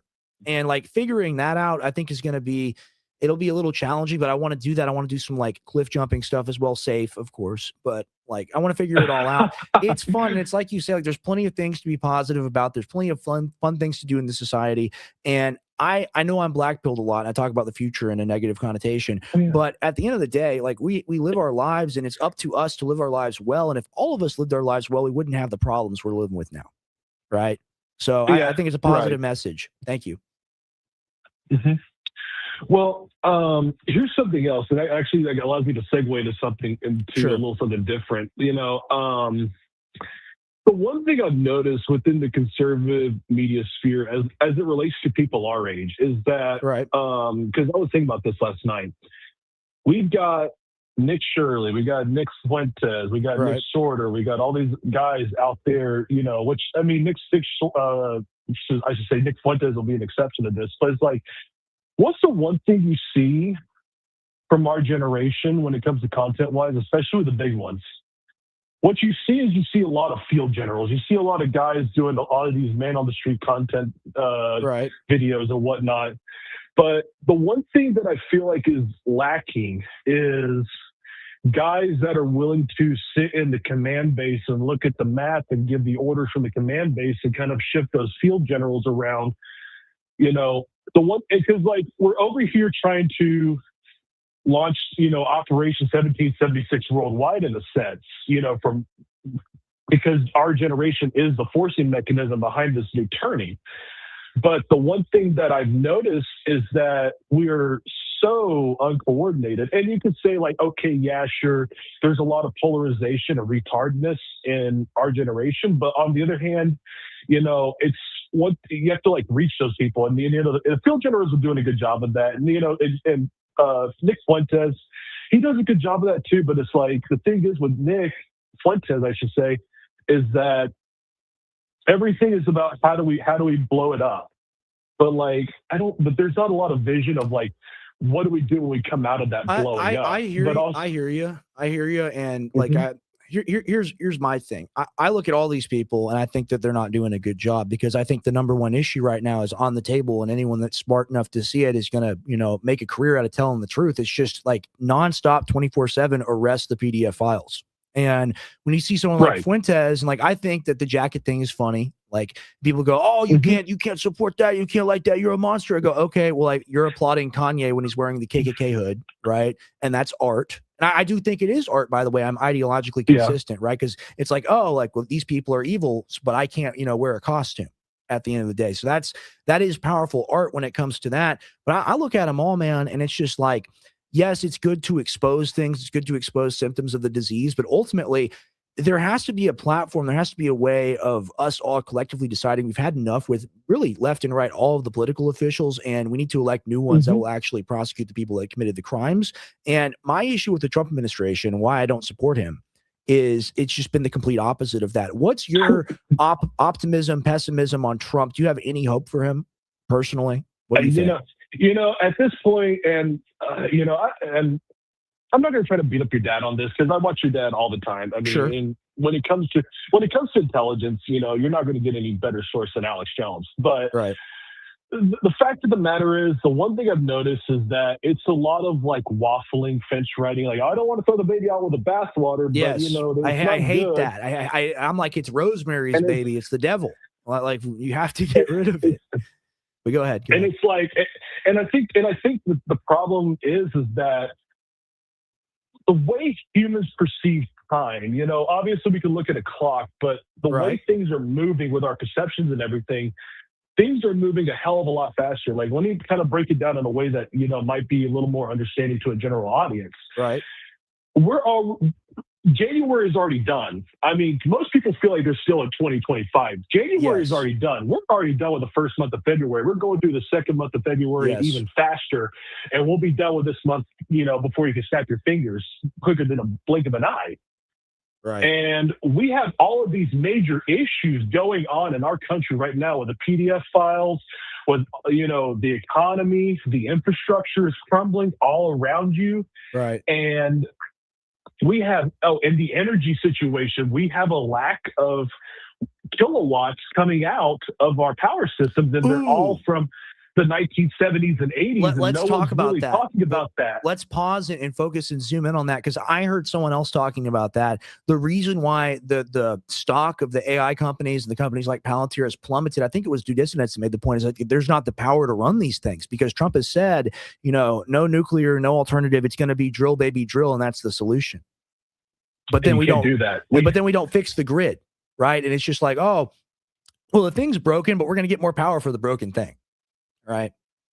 Yes, it's literally just put a Band-Aid on the current issue, right, and just put a fresh coating of paint on it. And that's say, all they do. That's all they do. That's their job. That's not what you can do.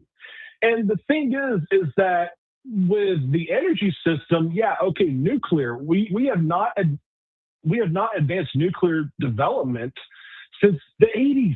Right. We have not advanced nuclear research and development since the 1980s. It's unbelievable. They screw us, man. Because like I'm pro LNG. I'm pro oil and gas. I'm not anti that. But the solution, the only thing that's going to work for thousands of years, and I'm optimistic, I want to believe in an actual future, is nuclear power. And like this is just known. This is just known. Well, nuclear power is more the short term. When you think about nuclear power, like that can really take you for the next 100 years in a sense. But our goal here, and of course, this is something that Elon's really been pushing, I'm a big Star Trek fan personally, is space travel. And we have antimatter. If we could harness the power of antimatter, we would almost have an inexhaustible source of power and energy that could literally propel us into space exploration. Interesting. Yeah, I'm pro that. Ultimately, there's going to have to be some sort of solution found. But you look at it across the board, and you talk about Band-Aids and whatnot. I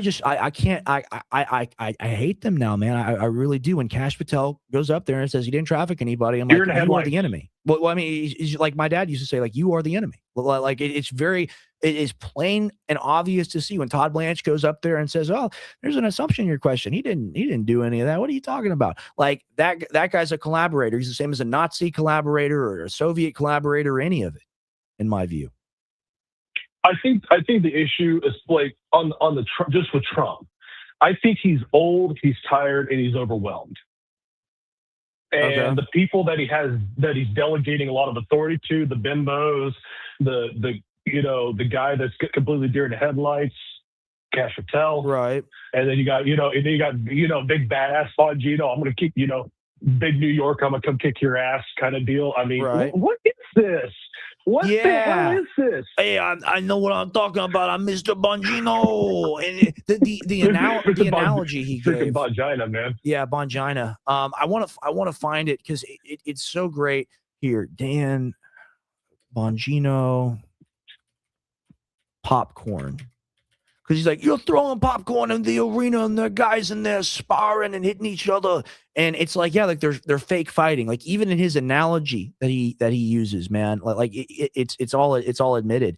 And I talked about this last stream. They don't have a leg to stand on, man. Like the establishment, the deep state, the swamp, whatever you want to call it. And I feel like they're trying to use Trump as that leg right now, and he's not built for that role. That's not why people elected him. That's why it's falling apart.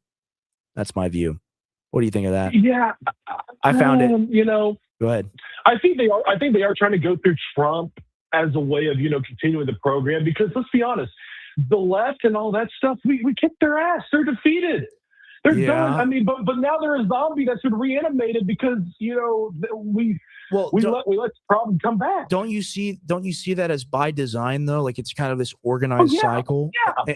And Trump's implicated in that. That's why I don't support him anymore, man. It's like I hate it. It's so disappointing. And And the thing is, though, is that because I voted for him in 24, and Me too. obviously, yes, the argument, oh, it's better than Kamala, but the problem is, I feel like we actually knew going in what was going to happen, because all the stuff with Trump, Israel, and all that stuff started coming out literally during the GOP convention.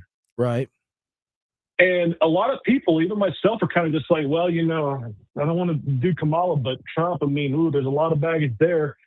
And I mean, okay, we'll do it. But I guess the problem that I faced, in a sense, and I feel like you might agree with me on this, is that I don't think we really fathomed just how bad that Israel issue was going to be until we're like, oh shit. It's like, that's think of it fair. like this. It's like a really good bottle of whiskey. We'll say, like, you know, Jack Daniel's single barrel, something like that. It's 120 proof. You're drinking it, going down. It's good. And you're like, man, this is smooth. This is delicious. And then all of a sudden, out of nowhere, you're like, oh hell, you're smashed. Yeah, it's Everclear. Right. Mm-hmm. Yeah. No, I agree. I mean, the infiltration is just so insane when, like, he has to go over there and, like, give speeches in front of, like, his biggest political donors and, like, you're the most rich person ever. It's incredible. And, you know, like, maybe if you're around more, I'll get a third term. And it's just like, what is this? Like, this is not the American people. This is not the anti-war. This is not the, you know, into arresting the PDF files and all of that stuff. It's just, it's corporate capture of the government. We had Simon Dixon on. Did you watch that episode? Did you catch any of that? I watched I did watch a little bit of it. Yeah. I thought that was really high level analysis, and the way that he explained it to me, and it really made a lot of sense, is like, look, you look at it from a perspective, oh, he's not following through on the agenda and whatever, and you're upset on him or at him for abandoning his platform. He says, look at it like this.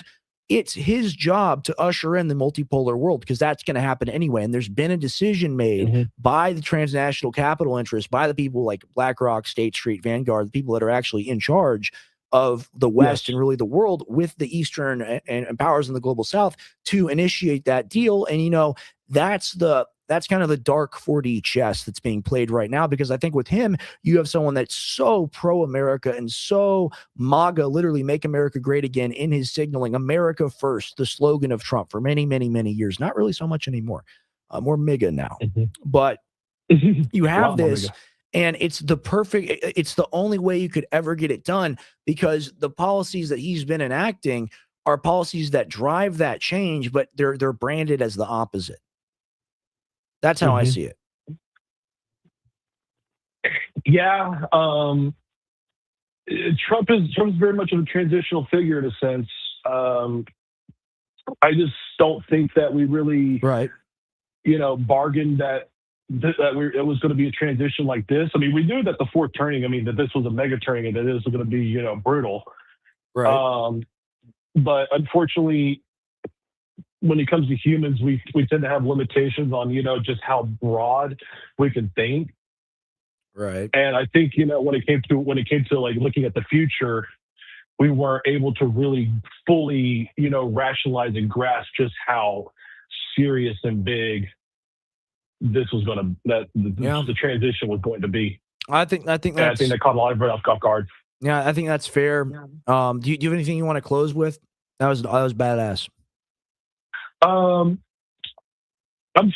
would say this. I do have some updates on my little go ahead on the Hardin County situation. Apparently, I found out recently that the judge that I'm investigating with this side business that he has has been sued in the past. I recently got in contact with one of my private investigator sources down in Hardin County. He's going to be sending me the files on that, and I'm also, tonight after this, I was going to reach out to my little whistleblower or whatever that used to work for him.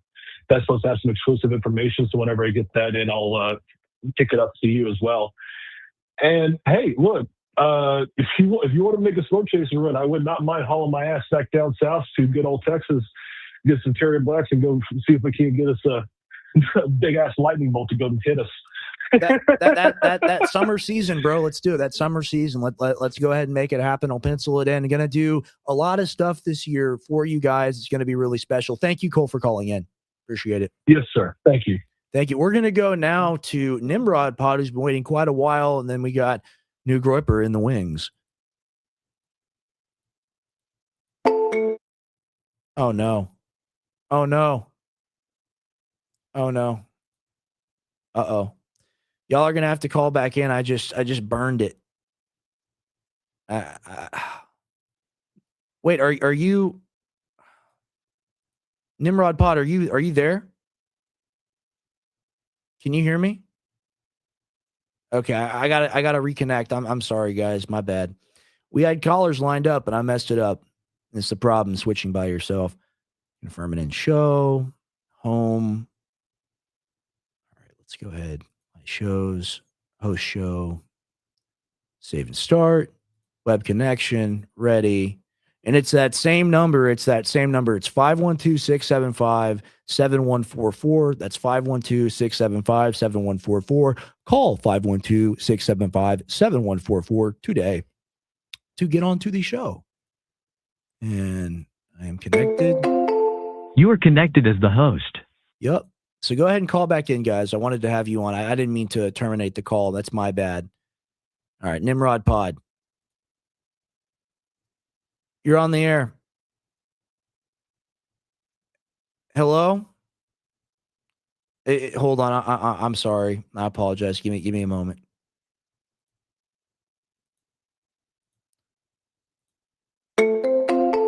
You are connected as the host. Oh my gosh. Welcome, host. You are now in the host room and can manage your callers from the call-in studio web interface. All right, 1 second. Do we have liftoff? Can you hear me? Yes, Awesome. I can hear you loud and clear. What's on your going mind, man?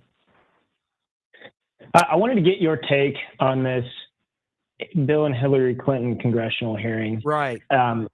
Obviously, Hillary had one goal her whole life. She wanted to be Yes. president, and that was stolen from her by President Trump. Right. And she's getting old as shit. So is Bill. And basically all the terrible shit that her and Bill have done their entire careers is all out there for Right. everyone to see. But they just haven't gone to jail yet. So do they really have anything to lose? I don't think so. And I'm Right. very curious if you think that they're going to go in there and they're going to burn it all down. I mean, they want a public hearing live streamed for the world to see.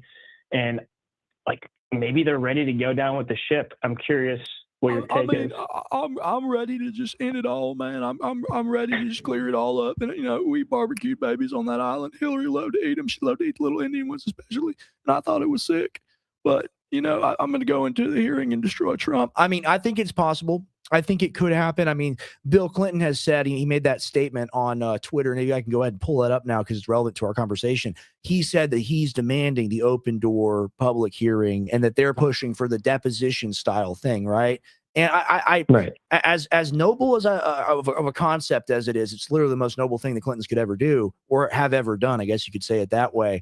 I don't think it happens. I think they're going to force it in deposition format. It's all going to be redacted BS anyway, even if especially if Bill Clinton goes in there and is like, I'm going to tell the truth.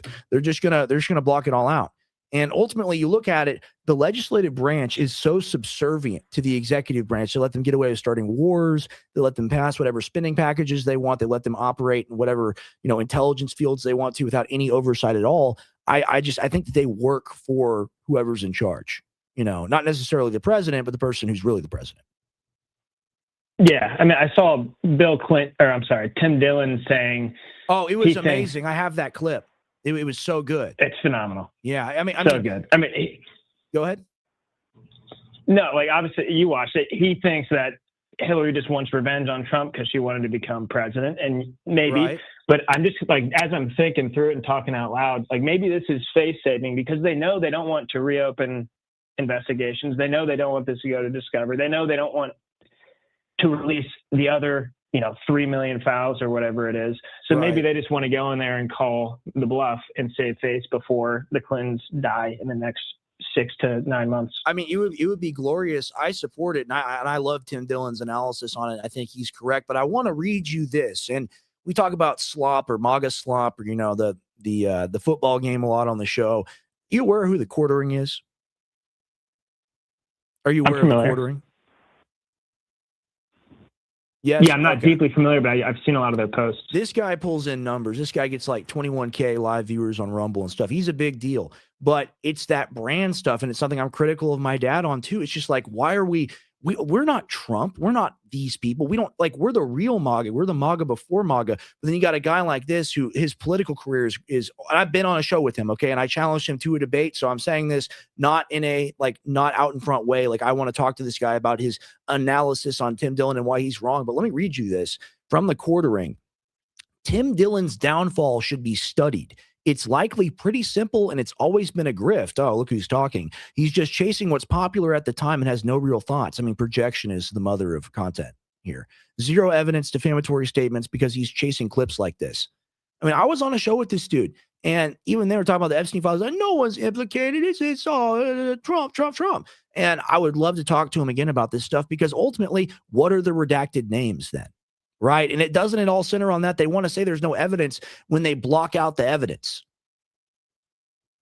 What do you think? Exactly. Like, totally. And they're like basically double speaking. They're inverting reality. They're saying all the things about Tim Dillon that they're actually doing. They're saying that he's doing stuff for clips when in reality they're doing stuff for clips. They want to grow their following. They want the MAGA cult to support them and they want Elon to amplify them on X. Right. And you got this fat scumbag piece of shit, Eric Doherty. I had no idea who this guy is, but apparently he's like one of the 5 biggest X accounts, and he's saying he's calling for Donald Trump to sue Tim Dillon for defamation because he said, I'm reading it right now.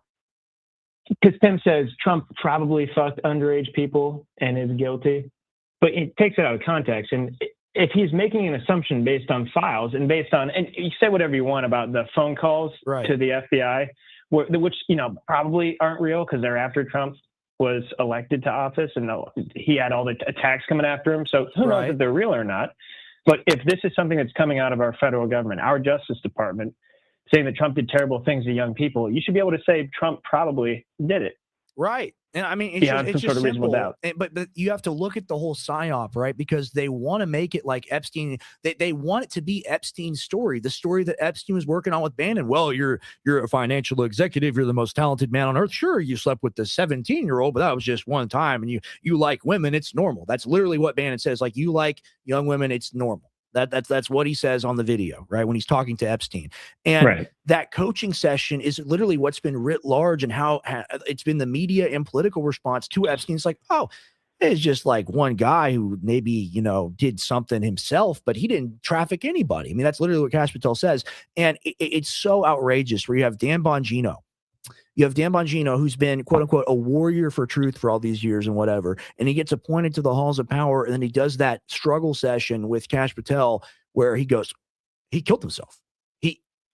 I've seen the file. And then we just are supposed to ignore that. We're supposed to ignore Bondi saying the file is on my desk because like they're telling the truth, or Bondi's telling the truth, not Dan Bongino. Like, the file was on her desk because we have the names. The names have been redacted. We just want that information. It's so simple. It's a 1-sentence thing.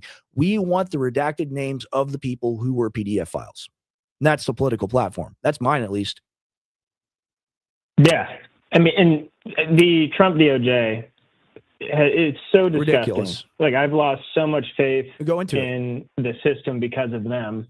And I think the biggest tragedy about January 6th is that it scared, I don't want to say the right, like maybe people that aren't Democrats, regular people, blue collar people, from people with conservative traditional values from actively demonstrating and pushing back against the government. Right. Like, why don't we old school InfoWars, old school Alex Jones, let's go bullhorn the White House and get Todd Blanche fired. You know what? Right. Maybe like a full DOJ overhaul because they are the entire problem. Go ahead. They would arrest you so quick. They'd call you Antifa adjacent. They'd do all this stuff. Man, it's so sad. And I totally agree with you. Like, I want real peaceful, like Martin Luther King Jr. type, like civil demonstrations where people are like singing, like, we want the pedophiles in jail. Like, I think that's a rallying cry for America. And if we did this, our divisions and the racial hatred that's been stirred up post Occupy Wall Street, post Tea Party by design, you can look at the headlines, they just go up like that. all that division, all the gender division, ultimately the class division among the lower classes of people that are mad at someone making 80 grand a year because they're so screwed by the government that they're making 20 or 30. Ultimately, I think everyone can come together on this issue that, like, we want these people gotten rid of. And I don't think that's a crazy ask. And I think we've kind of been bullied into thinking that that's too much to ask for. Yeah, I mean, you said earlier, like, all the MAGA tards are saying, well, it's better than Kamala. Right. And my thing is, like, how about neither? Because people get into, like, the dichotomy, like, no, we should, like, Nick Fuentes basically said we should just let Kamala win and we should teach the GOP a lesson. It's like, well, how about the entire two-party system's completely broken? Right. And I'm not sure if it can be abandoned, because I think there's probably a risk of having too many parties or too many candidates and ending up like Israel with a party like the Likudniks in power who have less than 20% approval rating. So how about that? Do you think we can abandon the two-party system, or are we stuck in this? I think I'll answer your question. I think we're slowly bleeding into that naturally. And you look at the historically low or historically high, extraordinarily low approval rating for both the Republicans and the Democrats. People are done with this. People are done with it. People are done giving themselves the labels and calling themselves the thing, right? And you look at the Antifa craziness, you look at that, they're not calling themselves Democrats. Sure, they may work for, left-aligned groups or groups aligned with the Democratic Party, but they don't feel that way. People on the right, people that are Flintonian viewers, they want a Christian monarchy. They don't want, 2,000 years of President Trump and Netanyahu's reign forever. So I'm optimistic about the future from the perspective of people are leaving the major parties and they've discovered that it is a football game, that it's all BS. At the same time, it's so extreme on either side, because people have not been comfortable or not had real solutions or just real life in such a long period of time since the invention of the cell phone in the country, really, that it's like, right. like we're tired of this. We're done with it. Like, we're going to crash out. And that's what scares me. But I think it's half and half what direction we go into. And I want to be a voice for peace and moderation and coming together on that centrist platform. And hey, like, I like some left-wing policies. I like some right-wing ones. Why do we have to label it? I'm not a donkey. I'm not an elephant. I'm a human being. Right. Right. Like, are we able to get people that are going to run on issues into office, or is the system completely rigged and we're never going to be able to get America First populist grassroots candidates in there? I think we can do it. I think you see a lot of it on the local level. I really like what's going on in Florida. I really like Fishback. I love it. To be honest with you. Well, and it's simple because, like, you put that guy up to an establishment Republican like Byron Donalds, and you can tell which one is the Coke Zero and which one's the actual Coke. Right? I put it that way. Yeah, totally. Oh, and now it seems like Fishback might have to run as an independent because the party's just not going to let him get on the ballot, which is becoming a problem. But speaking of what's going on in Florida, I have an interview dropping tomorrow at 9 a.m. on the Nimrod Pod with a gentleman named Mike Wilna. He's part of the Fishback Aaron Baker coalition down there, opposing the deep state establishment GOP, which is great. He's a 27-year-old mechanic. He has 4 kids. That's what he had an accident baby when he was 19. When he was a kid, his family lost everything in the 2008 financial crisis. And he's basically putting everything on the line to run in Florida's 11th congressional district against the entrenched incumbent, Daniel Webster. This guy's been in politics for over 40 years. He's been in office for over 40 years, and there's a 27-year-old kid running against him. And I peppered him with questions, and he said everything right. Like, he's just like you and me and everyone watching this show. Like, what is good? What is evil? I'll pick good. Right. And he's super open-minded, super flexible. And I know you're always looking for guys to get on your show. I highly recommend Mike Wilna. I think you'd have a great conversation. We'll have to do it. And I know I need to do your show as well. We're going to do it this month. I'm going to do an episode with you. It's going to be very fun. Where do people find you, Nimrod Pod? At the Nimrod Pod on X. X is my main social media platform, but I'm also on Spotify, Apple Podcasts, on Instagram at Nimrod Pod, on YouTube at Nimrod Pod. Nice. Just took a sip out of my giant oversized water jug here. This is actually the communal water for me and my roommate, so I got to go buy new water. But I needed to have a little snack while I was sitting in here. I mean, I like your political mind. I like your theory. I like the stuff that you talk about. I mean, it's like you say, it's good versus evil ultimately. And I just invented it. I don't know if anyone's ever said it before, but I think it's a good slogan. Like, I'm not a donkey. I'm not an elephant. I'm a human being. And I think that's true for everyone in the audience, right? Like, when did we let these people represent us? They don't even behave like humans. They don't. Right. I mean, like, what percent of the general public do you think's awake? Because I guess I never really thought about it. Regardless of if you're a socialist or a fascist or you want another Christian monarchy, I think 99% of people are totally cool with locking up all the pedophiles. Right. So can we just find some guy that's gonna lock up all the pedophiles and break the globalist system? And at the end of the day, if you don't like his tax policy or his abortion policy, like we'll get to that. Let's just focus on. We got bigger fish to fry. We got the people that are taxing us that went to the island. I totally agree, and like that's my position as well. I think I would say between 12.5% and 20% of people are fully awake. And I think you're just like depressed and nihilistic. I think the ones that are doing the worst are probably the most awake because it's just so crushing. Now, awake meaning realizing that they're in a control grid, that they're in some sort of totalitarian system that's being built around all of us.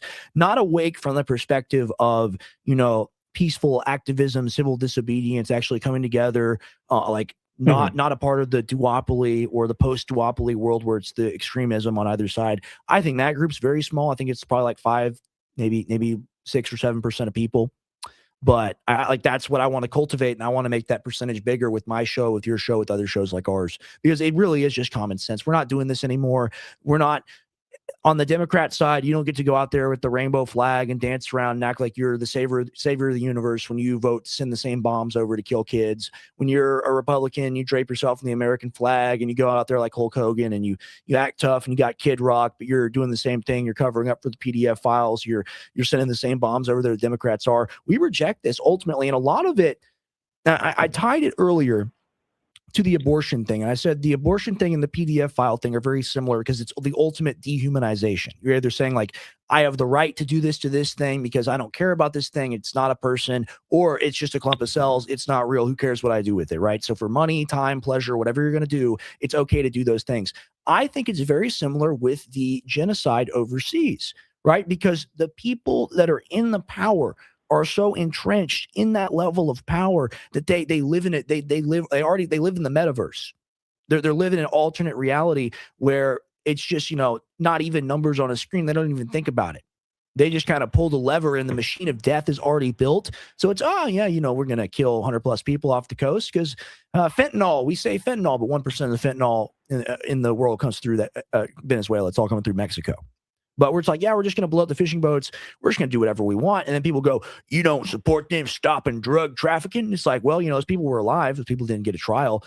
Someone call it an act of war when he does such a thing like that. But people will defend things like that. People will defend the Palestine thing. They'll go, well, if the Palestinians had weapons, they would be doing the same thing to the Israelis. Well, the Israelis have taken their land over a period of time that's shorter than some of my grandparents have been alive, right? And the Israelis have bombed them, have shelled them, and ultimately, I believe, set up a green flag operation on October 7th and let it happen, right? And ultimately, you look at the footage of Gaza, you look at these buildings, and it's like Bikini Bottom, it's like Bikini Atoll, it's completely gone. And I think people that are capable of that have to be capable of PDF file. I think it goes hand in hand. Because if you're the president, are you able to, well, it's for the military security of our country and we've got to protect ourselves and they're our strongest ally in the region. So, we got to kill 70,000 kids. We got to get it done to get Hamas. And you're just like, wow. And then someone like Ezra Levant will go on my dad's show, the Rebel News founder. He'll go on the show and say, well, if someone came in your house and killed your wife and kids and then ran back over to their house and use their kid as a human shield, you'd shoot through the kid and kill the guy, wouldn't you? And it's like, no, I wouldn't. The kid didn't do anything wrong. The kid's not responsible for that. Ultimately, what would I do? I would call the police. And what is that? The UN, and people talk bad about the UN, is what it is, but international law. We ignore international law. And the same people that do that are the PDF files. That's what I believe. Yeah. And I think I definitely misspoke there earlier when I said abortion. I think now that I'm thinking about it, we just need a candidate that is truly pro-life. Sure. And when I say pro-life, I mean no fetal abortion, no post-birth abortion, no assisted suicide, no genocide, no wars, no poisoned food, no poisoned shots, no poisoned water, and no pedophiles. No death. I think that's the winning platform. I agree, and it's very that should just be on a shirt, and we'll do stuff like that. that's the platform of our shows. Ultimately, anyone that's in this, ultimately to help the little ones, right? Because they can't help themselves, right? And it's so monstrous what these people are able to get away with. And like we sit here and we do shows and we talk about it, but ultimately, like there's a guy, maybe initials DJT, like sitting in a bath or doing something right now, and or Bill Clinton, and they barbecued a baby. And that's not a joke. That's not me being funny or giving an extreme example. I mean, there's a trap door in on the Epstein Island that leads down to the water, and that's where they put the bodies. And they talk about Rex. I mean, it's unbelievable. But he posts base memes on Truth Social. Yeah.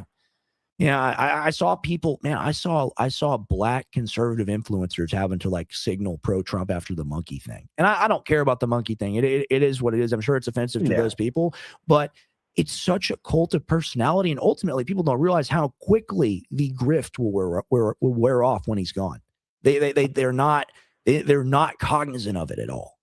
They're not. Yeah. What do you think of that? I mean, instead of delivering the America First mandate, instead of delivering the populist-based, bringing back traditional America, bringing back the Pax Americana, he is instead running a social media campaign. Right. Like I think the most powerful person in the entire administration is whoever is running the entire executive branch's social media. Right. And just blowing shit down our brains, and everyone just eats it all up and pretends like everything's okay. They plug their ears. They say la la la la la, while they get pounded in the ass by the same establishment that was supposed to be drained from the swamp in 2016. Yeah. And that's what they tell us. And it's the thing of like, aren't you tired of this? I'm tired of hearing it. I hear this from my dad on the show, and I'm just like, it's like, I think Cole said it, or maybe you said it, it's like the throwing the baby out with the bathwater, and it's like, it's Rosemary's Baby. It's the devil. You have to get rid of it. You have to let it go. But it's stuff like that. It's stuff about like getting on the team and coming in for the big win. And it's literally just like when did we join this cult, man? Like I'm not politically beholden to DJT, right? And I understand like we owe $2 billion, and Justice Department refuses to help us and all these things. I understand my dad holding out hope, but it's just, I don't want to be on the side of the Tim Pools. I don't want to be on the side of these grifters, of the CBS News people, of all of it, of all the new right and all this garbage. I want to be what we were before Trump came onto the scene, because everyone just fell in love with him, man, including me. Like I was like, this is the greatest guy ever. I pointed at this TV and I was like, that guy's going to be president. It was obvious, but I'm so done with him. What do you think? I'm with you. I mean, it comes back to that, left-right dichotomy. And I for AJ's sake, I mean, this is probably the most populist administration, like the least corrupt administration, but they're still extremely corrupt. I mean, like again, it's like there's a spectrum. I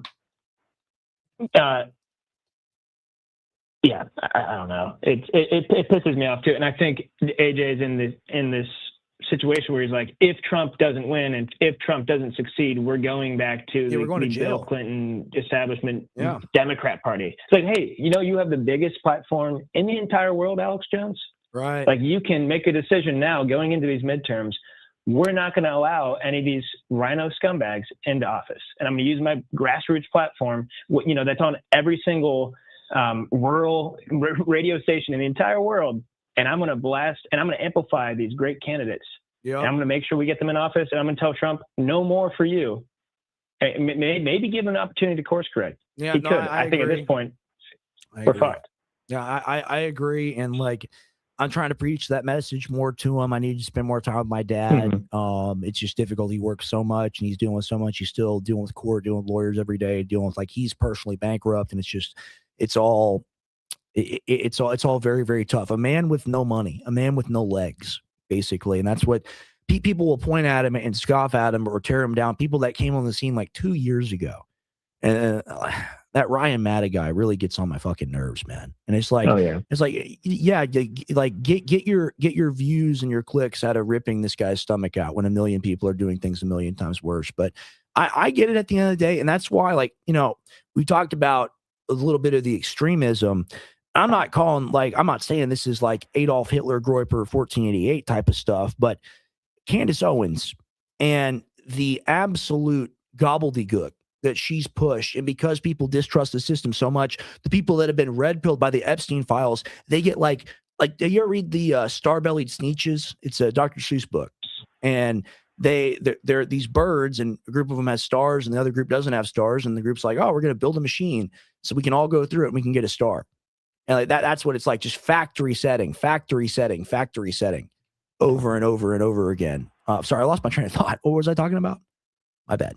You're talking about Ryan Matta and all these. Yeah, so these people, they get into the Candace Owens universe, and it's like Charlie Kirk is a time traveler who had ESP, and he's like turning light bulbs off with his mind. And at Fort of Chukwuka, Mitch Snow was there, and he met he found the high level meeting of people that were plotting his death and all of it. And that's a psyop. That's by design. Candace Owens is very rich. She has a very rich husband. My dad was sued for like the GDP of Yemen. All right, he was sued for the GDP of Yemen, and he said something may not have happened a few times. That's all he did. Candace Owens has gone on a full attack campaign, and the fact that she hasn't been sued into the ground is proof that she's a part of the system, in my opinion. What do you think about that?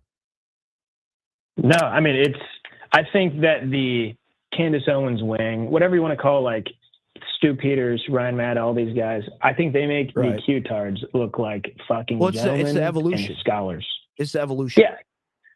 But I think at the same time, if we're looking at this far right or whatever you want to call it, then you have the Groypers or the Fuentes side, which they think that no conspiracies exist except for the organized jury.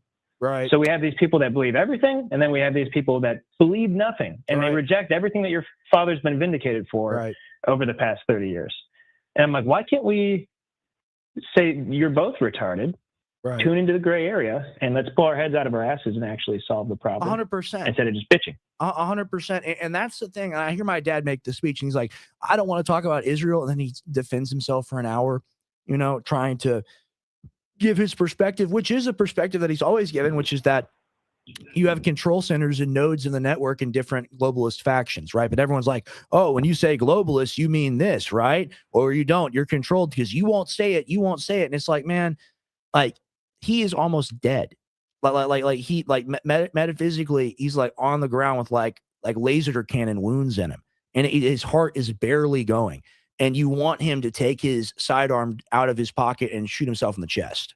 Like, and I don't understand how people don't get that. I don't understand. I guess maybe everyone's just new to politics and they don't understand his history. But there's no remorse or mercy or understanding in this game.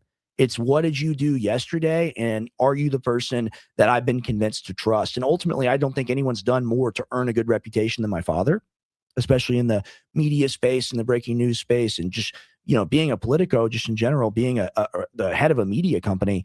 All these people, they copy his model. They do a show, they read a code for a greens powder, and they tear him down. And it breaks my heart. Totally. I mean, I said this on my show over the past couple of weeks.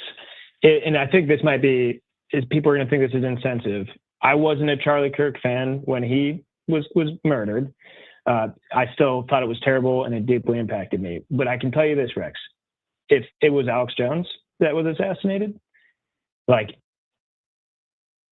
I would be so extremely, I don't even want to say black-pilled. I think I'd do something stupid. I mean, I think I'd join the revolution. I would gather the militia, and I would burn the boats, and I would make sure that basically, I'm just saying, your dad has been right forever. Yeah, you would put something behind I'm very emotionally impacted by what I see him going through and how I see people treating him and how I see the Trump administration treating him.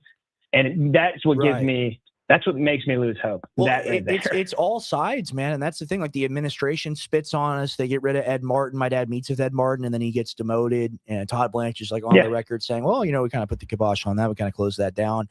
And then from the other angle, you got, people on the new right I'll describe it, new right.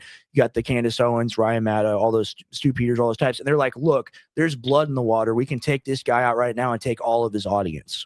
And that's what I see. And ultimately, these are people like Stu Peters, who's done multiple crypto scams. This is someone, Candace Owens, who, I think she's feeding her audience a soap opera, and I think that she's fully aware of that. You got these people that are engaged in really malevolent things, in my view, in my opinion. Of course, not saying anything for certainty, because I can't make claims about people, but it's just for 31 years of service, there ain't no goodwill, whether it's from the administration, whether it's from the people on the new right, and whether ultimately, it's from that new audience, people that are only been watching since COVID. There's no appreciation. And you think about the quality work that he did during COVID, saving people from the poison shot, tens of thousands, perhaps hundreds of thousands of people that he saved. And that's nothing. That's nothing now. They don't care. They don't care at all. I mean, you think about Candace, like after Charlie died, her numbers were absolutely unbelievable. Like there's women in my life that don't know anything about politics, but they were listening to her every single day. Like everyone I knew was listening to Candace every single day. And then when she goes from, asking questions to blatantly lying and spreading propaganda, the regular people that just got red pilled don't realize that. So, and there's a lot of people that just believe whatever Candace is saying, and they're going down the wrong rabbit holes, and it's muddying the water. And I think we're seeing that all over the place. It's really hard to tell what's real and what's not. I mean, I literally have to study this shit all day long on top of my full-time job that has nothing to do with this, just to get my arms around it. Think about the regular person that, values other things 100% than this. 100%. Yeah. I mean, it's all too much, right? And then you hear something crazy like, hey, like the Epstein files are out and they covered up the names of all the PDF files. And then you go, hey, maybe ancient aliens and the flat earth are real, because what else are they lying about? And that's why, my daddy always had a lot of patience for Eddie Bravo, right? Because Eddie Bravo, he's like, I want to go to the South Pole and see the ice wall. And my dad's like, okay, well, let's just get in the boat and let's go do it, right? Like why not ultimately? But he understood, because at society is so fake, and what we've been fed, it's all a system to control us. When you realize that, it's right to break with it and to get angry and to get crazy and get freaked out. That's more of a human response than being like, it okay. I heard the guys on the Lemon Party podcast give the example of someone who lives in like the I have no mouth and I must scream world, right? Where I'm run by that evil computer. It's a great short story. Everyone should look at it. Called Am. And he's like, yeah, I don't have a mouth and I can't move my legs. It's fine. I watch TV. Okay. And like that's a lot of people, man. That's a lot of people. And it's more normal to wake up out of that and to be upset and outraged than it is to sit in that state.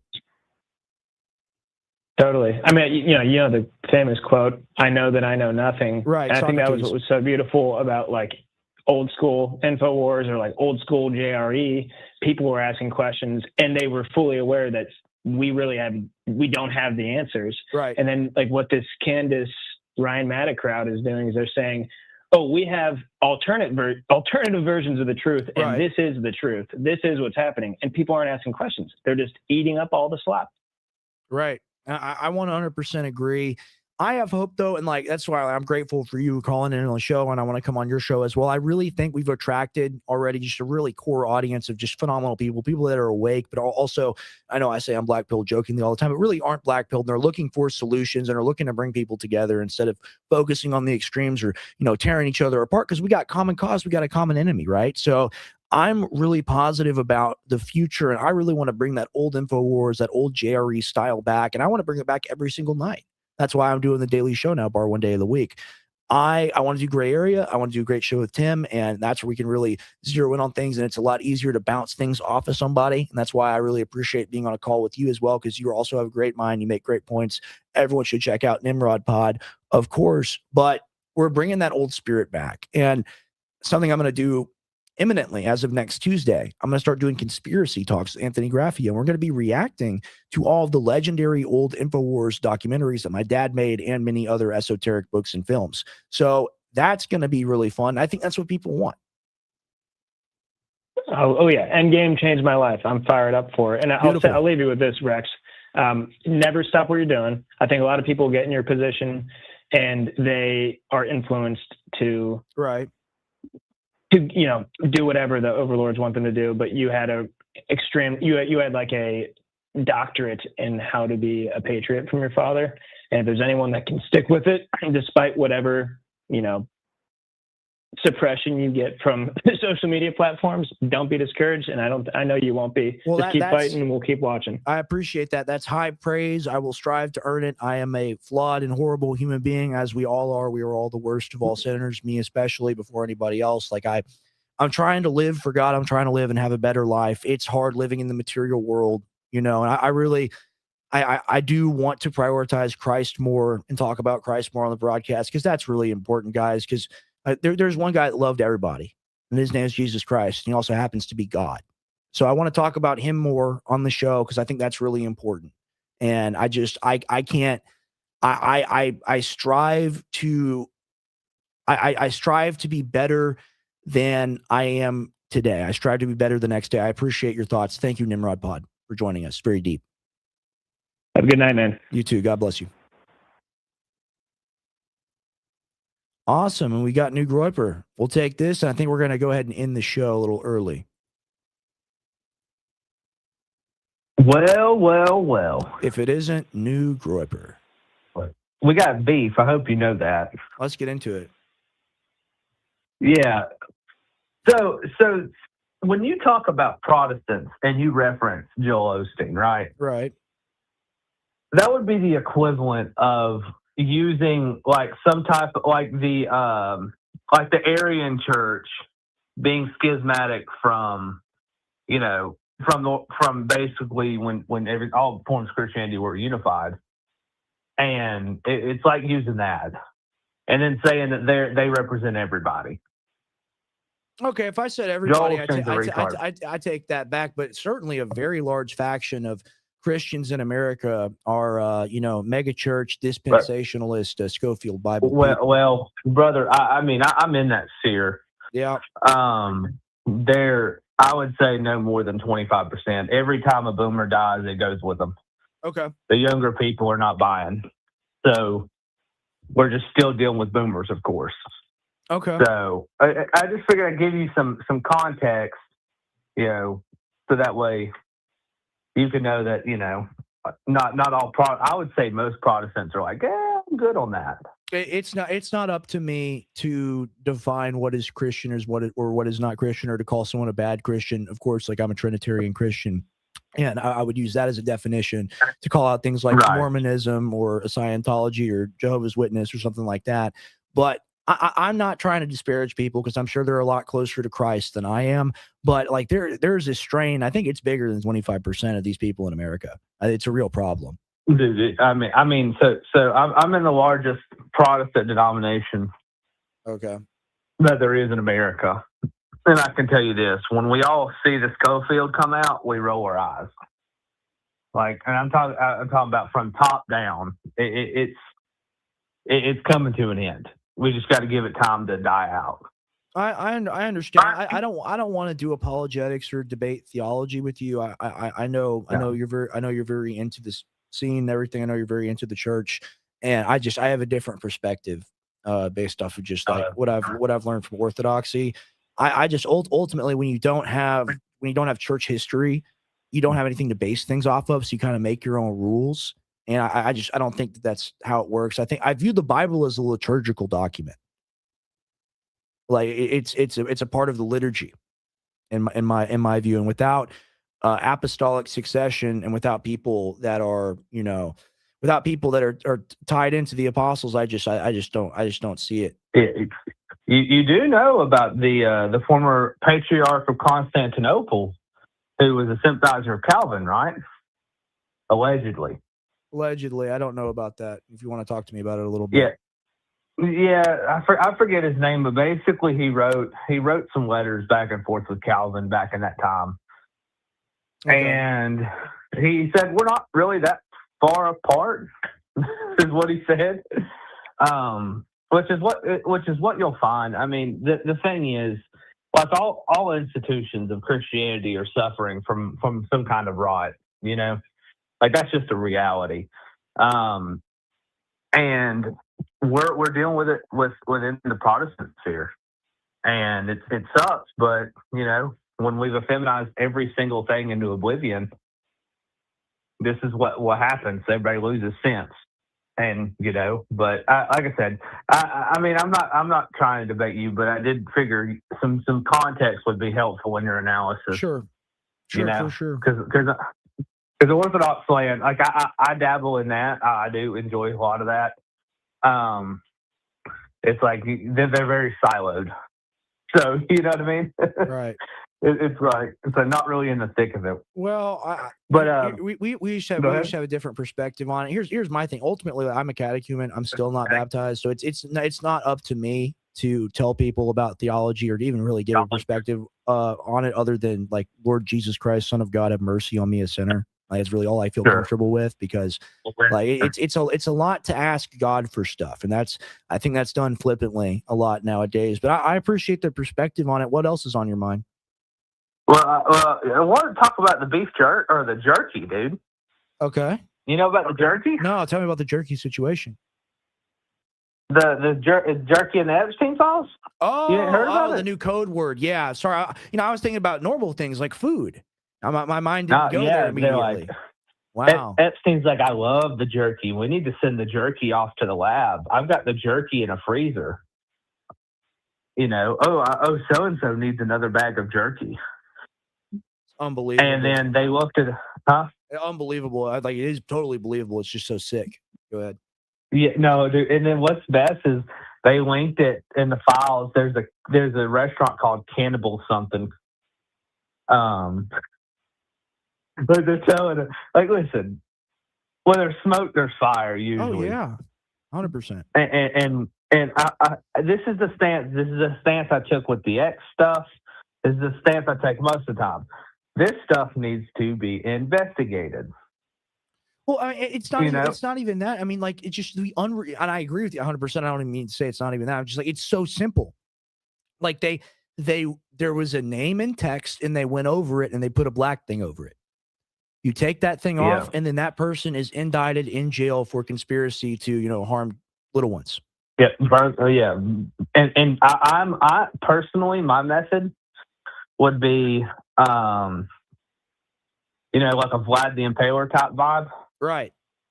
We line them up in a field, and we impale them all. Yeah, I mean, so I think that's a moderate position. I mean, these people, I mean, they live in heaven right now. Like, you do like the most horrible crime you could do, worse than murder, or even just regular rape. You go ahead and go after a little one, and then you get maybe 2 years in jail and protected custody, and you're with all your boys in there, of course, and you're back out on the street because the system is designed to protect these people. And it's very simple. It's Darwinism. They just have to go away. Yeah, yeah. Right. And my thing is like Epstein. I think he's still alive. I think I'm getting closer, dude. I'm starting to get there, man. I mean, it's like it's a secure, high facility or high security prison. He's in like the suicide prevention ward or wherever he's at. Oh, we don't have a camera shot of that. We don't have any information. Oh, we don't show you the body. Like, wow. Yeah. Well, I saw a Bureau of Prisons document, and of course, I'm going to put a disclaimer here just for the sake of disclaimering it. I haven't done the full deep dive on the full document itself, but what it appeared to be was that Epstein was transferred to FBI witness protection. Is what it looked to read right. Now was it AI generated? I don't think so, but I'm not 100% sure because I just saw it and laughed and moved on because I'm black-pilled. Yeah, I'm black-pilled, baby. He's so damn ugly that you'd think plastic surgery would be real hard, because like even if you like messed him up or like made him a girl or something, you'd still be like Epstein. I don't think you're going to be able to escape that entirely, but I mean, grow long hair, grow a beard, and do that. I think you could get away with it. I mean, especially if you're just going to live in like some sort of IDF compound, or who knows where you're going to be at, right? But I'm about a quarter there, 25% chance. I think it's likely. A lot bigger than 3, which is statistically significant. There's 3%. There's a chance in my mind. Right. That's like getting Ace King or something. I'm seeing all this stuff. Oh, by the way, an update for you. And if anybody has any information on this, I'm not going to get into the details of that story that we were talking that I broke with you, right? Because I know you don't. Please don't. Want that my account's almost destroyed by it. But go ahead. The thing that must not be named. Some weird stuff's been happening on my X account and in my emails and stuff. Essentially, what happened first was X offered me for the first time a premium trial. Now, usually a trial is a 30-day trial, right? Uh-huh. This was a 3-day trial that they wanted to offer me, and it required me putting in all my info. And so I said I exited off of that, and a couple of days later, X started asking me, "Hey, are you sure this is your phone number? Because it's not my phone number." I'll put it that way. I don't, you know what I mean? Right. And then now people are trying to. So that phone number is linked to an email account somewhere, and my phone number is linked to that email account somewhere.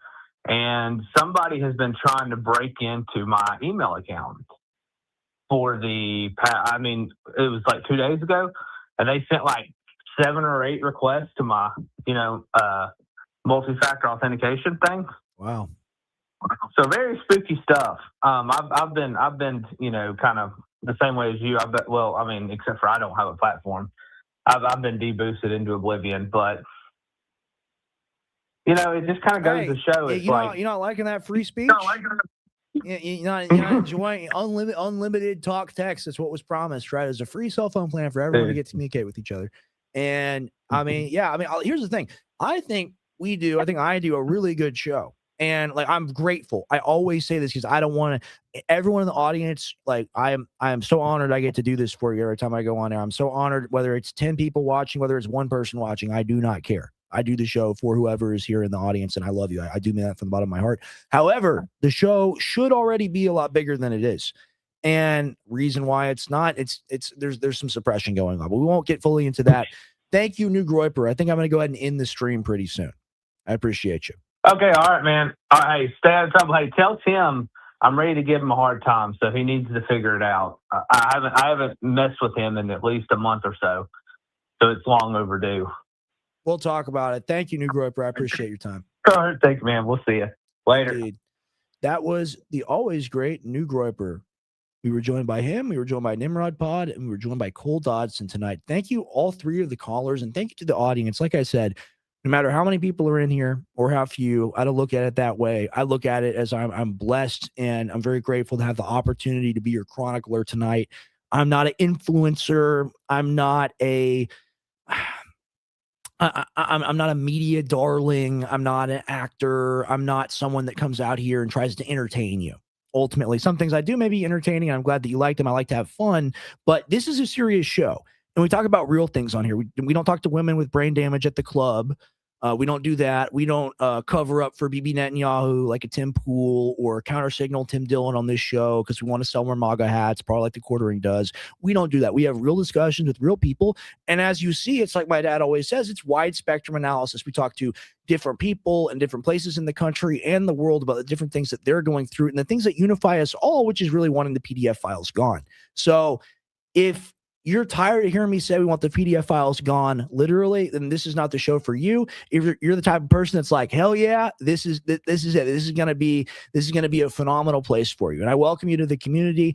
And I would highly recommend, if you're watching this on X, if you wanna follow me on X, if you don't already, I'd always appreciate that. This is not done. The show is not done. The Daily Show is not done on the main channel. The gray area, which is me and Tim Tompkins, we do a Thursday and Sunday. Eventually, it's going to be back Tuesday, Thursday, Sunday. But we're trying to plan things out. We do a marquee show that's 3+ hours long. We go into it all. Tim does a deep dive. We have a phenomenal guest on Sundays, always hour-plus long interview. You really need to watch our Simon Dixon interview if you haven't already seen it. It's the cream of the crop. Oh, yeah. That was so good. And I've gone and watched his entire discography. I mean, the guests we're able to bring on, the guests we're going to bring on in the future, that's amazing. But if you want to support the Daily Show, if you want to support me being here every day in studio for you guys, I've got to get to 3,000 watch hours on the new YouTube, on the Rex Extra area. I haven't even looked at it. Like Tim set it up. I haven't even looked at it yet. I don't know if I'm at 10 subscribers or 20 or 2. I'm completely unaware. But if there's 5 people watching tonight that aren't subscribed to that channel, what I want you to do, my call to action, all I ask tonight is that you go to the YouTube Rex Extra area, you like one of the videos, and you subscribe. And if you do that for me, I'll always be in the chair for you. But every time I see a like, every time I see a comment, every time I see a subscribe especially, I'm in here now for an extra 3 hours every single time I see it. That's all I need. But I need one person tonight to decide and make the decision that they want to hear more. And I can't ask you to do that. That's a decision you have to make yourself, but I want to make you aware of the decision to support the show because without you, I am nothing. The message is nothing without an audience, without people to hear it and share it and to build on it. So thank you for being here with me tonight. We'll read some comments. I just ordered X4 bottles of nitric, or 4X bottles. I thought about X4 iodine. Bottles of nitric boost from Infowars.com. Great product that works. Yeah, it's an incredible formula. It's really a basic like gym pump formula without any caffeine in it. It's really high quality, really good nitric oxide booster. He's talking about me right now. Now we're talking about you for sure. I'm not sure what you mean. Is Stu Peters the guy that did the weird vaccine video? I don't know. I don't know enough about his history. I've just I never really watched his stuff besides, the stuff I see of him turn down my dad. He's dumb, probably. I don't know him well enough, probably. Even though I disagree sometimes, he's still the best we have, no doubt about it. Talking about my dad. I agree, man. I 100% agree. John Mappin, he funded her before she met her royalty boyfriend. That guy invited me and my dad to go shoot pheasant in England. And look, maybe that's where they hold a gun to your head in the bathroom and say, look, this is how it's going to be. You're going to spread the message. But hey, I kind of wanted to do that. So, hey, maybe we do that in the future. Interesting. I've had a open Twitter conversation with that guy, that John Mappin. Anyone that's invited me to shoot pheasant, I'm not going to be too critical. I'll tear down Tim Pool all day because I don't want to go skateboard with a bunch of 40-year-olds that look like they smoke weed, but they don't. I'd rather go to the sauce. I'd rather go to the pheasant ranch and do the English stuff. Why not? Nimrod Pod 100% nailed it. We have to fight at the local level. Yeah, I mean, that's what it's all about. And I need to do a better job of staying on message and preaching the solutions. And and you know what? I disagree with Tim on a lot. But Tim does offer, a solution or, a resolved worldview. I oftentimes just everything's bad, everything's horrible. I need to do a better job. I did it tonight of spreading the message of what we actually need to do. So I agree. 100% your dad's rant about guys watching football, not caring about their country burning is the best clip. Yeah, we'll go ahead. We'll close ourselves out with that here in a second. We'll replay it. Local level politics is a salvation. Suing how juicish or it's the censors. I don't want to get popped. I'm already downregulated. I have to do a lawsuit now. I stubbed my toe. You owe me $6 million. I did not inhale. I didn't smoke any weed. I promise, Hillary, I wasn't baked. Oh no, you just found my stash. It's over for me. If you want me to do impressions, whether it's Bill Clinton, Trump, Dr. Phil, any of the ones you've heard me do before, I'm happy to do them. You just have to ask Alex Jones, whatever. I love that. I love MMA YouTube and the people, they ask guru questions. They super chat him. He does impressions. You don't have to give me money. I'll do them for free. I just want engagement. You guys talk to me. I'll talk to you all day. You the man, Rex. I appreciate that, dude. I don't know if I deserve that praise. I'm a man. I'm a guy for sure. Ivan Langley, thank you for that. I appreciate that. If you're reading the chat, I'm reading the chat now. I don't know what this is in reference to. Maybe a bit of my light skin scenario I got going on, but Hitler wouldn't kill me, so your standards are a bit high. It's a small club and we aren't invited. 100%. The virtue of being heavily autistic. Yeah. Ian's the dark horse on that show on Timcast. All you got to do is take his beanie off and he melts. I'm melting. I'm going to get in good shape this year and I'm going to do Giga Pool for Halloween. I'm going to film myself wiping out on a skateboard, and then I'll take my phone out of my pocket and I'll get on the call, and then it'll cut to someone dressed as a rabbi, wagging the finger, maybe cracking a whip. And I'll be like, oh yes. I think that's going to be funny. Keep your eye on that for October. I'm going to do that. I've already decided. I have these ideas. They're funny in my head. And ultimately me doing the show, I didn't want to do the show for a while because I don't want to impose my humor on people, but people seem to like it. I like it. I think we have fun here. I think we have a good time. I'm melting. They're worse than Hillary Clinton. I don't know who that refers to, but they're all bad. I agree. Roll Tide, boy, roll Tide. Yeah, how about that team, boy? I mean, all right, that's my impression of someone that's really watching that stuff. But hey, if you're a fan, you're a fan. Ultimately, you know what? You should have something to enjoy. I'm not anti-fun at the end of the day. I'm really not. I'm trying to watch you and your dad at the same time. He was live. I got one of you in each ear. Thank you, Tigers. I appreciate that. Thank you, Cynthia. Dad is the GOAT. Yeah. Real trap shit. Trapaholics. What's up with your boys? Oh, I already showed that one. Well, thank you guys. Our new comments. Thank you, Haifa Central. I tune in because I know you're a real one. Honesty goes a long way. Yeah, we're not perfect. We're human beings, but I'm here. I'm not going to pretend, to be, skater boy, 40-year-old man. I'm not going to pretend to be MAGA grifter. I'm not going to pretend to even pivot to the left and try to get those people. These are just my opinions. And if you agree, and I think they're common sense, welcome to the team. Thank you. Thank you, everyone that reposted the stream. I'm going to go ahead and play this, and we'll close ourselves out with it again. Incredible clip for anyone that hasn't seen it. This is one of the all-time classics. This man was too dangerous to be allowed on YouTube. This is why he was banned.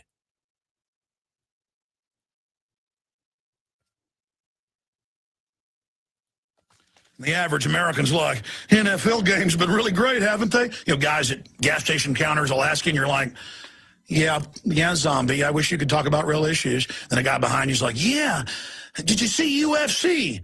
And they're all real concerned. It's real important to them as men because that's that tribal war area of their mind that should be reserved for political war and defending their position in life. But instead, it's just kind of little boys. Yeah, did you see the simulated combat on TV?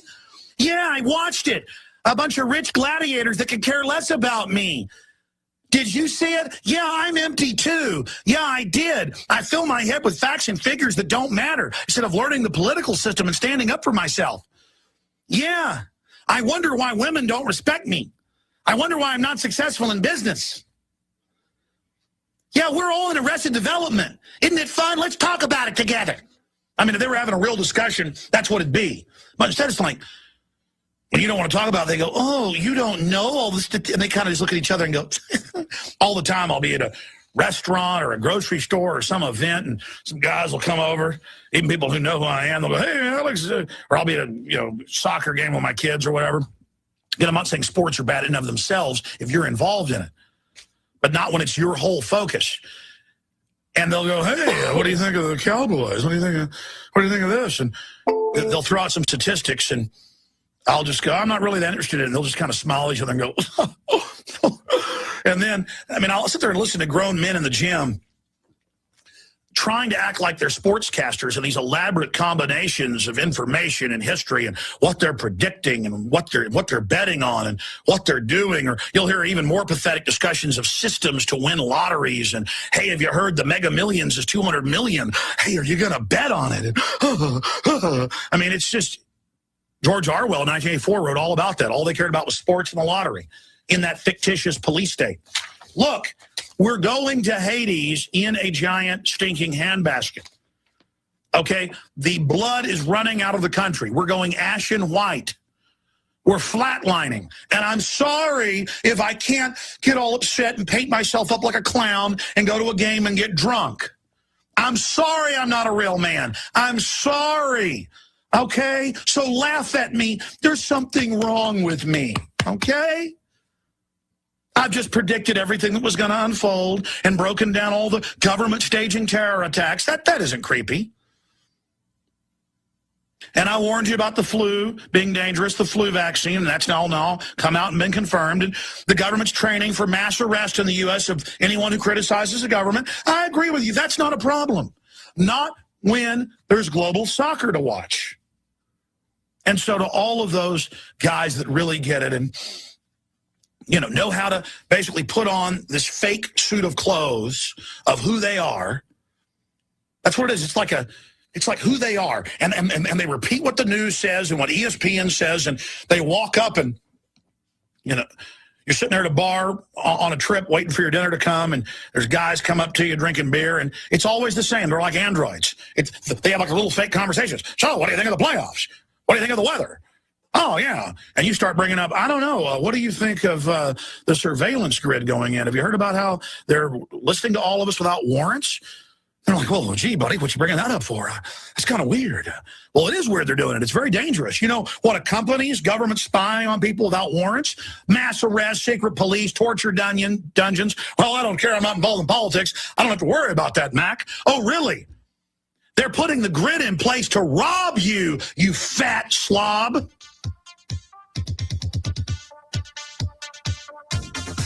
Oh, well, hey, black helicopter's going to get me, huh, pal? Let me move on down the bar here from you. We got a weirdo here. He cares about the state of the country. Well, the founding fathers wouldn't have liked him. They were weirdos too, though, I guess. Hey, I'm raising my son to only know about the baseball scores, okay, buddy? That'll get him ahead in life, all right? That's my hero right there, ladies and gentlemen. That's the man that inspired it all for me and for millions of other people. And yeah, I was invited to a barbecue. I showed up there earlier. I love you guys. I'm going to come back, okay? I'm about to walk the dog really quick, and I'm going to head that way. There were other activities on the island. Who's saying that from the group? I'm not sure whose account this is. I can't see the profile photo on StreamYard. Rex, don't you appreciate your friends? I do, and I want to eat lobster, so I want to come back. We invite you to a barbecue, and you can't even read my comment. Okay, I'm reading it now. I apologize. Okay, I'm sorry. I'll come see y'all soon. Well, thank you for being here with me tonight. It's always an honor. It really, really, really, it touches me deeply that 1,200 people want to tune in and watch a show like this. I'm just getting started here. Every single day, live on a 1-1-1 schedule, doing a supplement news roundup, biohacking roundup, doing a political roundup, news blitz style like InfoWars like you're used to, then doing the conspiracy talk show with Anthony Graffio. And that's just the minor stuff. The major stuff, gray area, Thursday and Sunday, eventually Tuesday, Thursday, and Sunday, 3+ hour live stream with myself and Tim Tompkins, my phenomenal co-host. So you're going to want to stay tuned. You're going to want to subscribe. And like I said, even if one person does it, you're my hero and I love you forever. Thank you so much for being with me here. God bless. Wait. Who's winning the Super Bowl? Who is winning the Super Bowl? Let's see. The Seahawks is up 9 points. I mean, who gives a fuck, right? And that's the cool thing about people at the barbecue. They don't give a fuck. They're not watching and they're just hanging out. So I'm going to go join them. Thank you. God bless. Good luck and good night. I'm Rex Jones signing off on 2/8/26. Doot.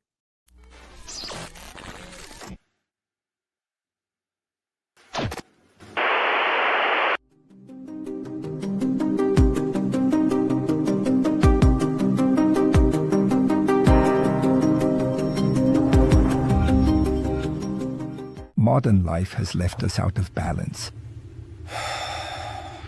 Long ago it was once said, certain remedies could grant a man the vitality of a horse. For over 6,000 years, these natural remedies have been harvested and tested by generations. Why create complex formulas when nature's roots are still in our hands? Try Primal Core. Ancient remedies for modern life.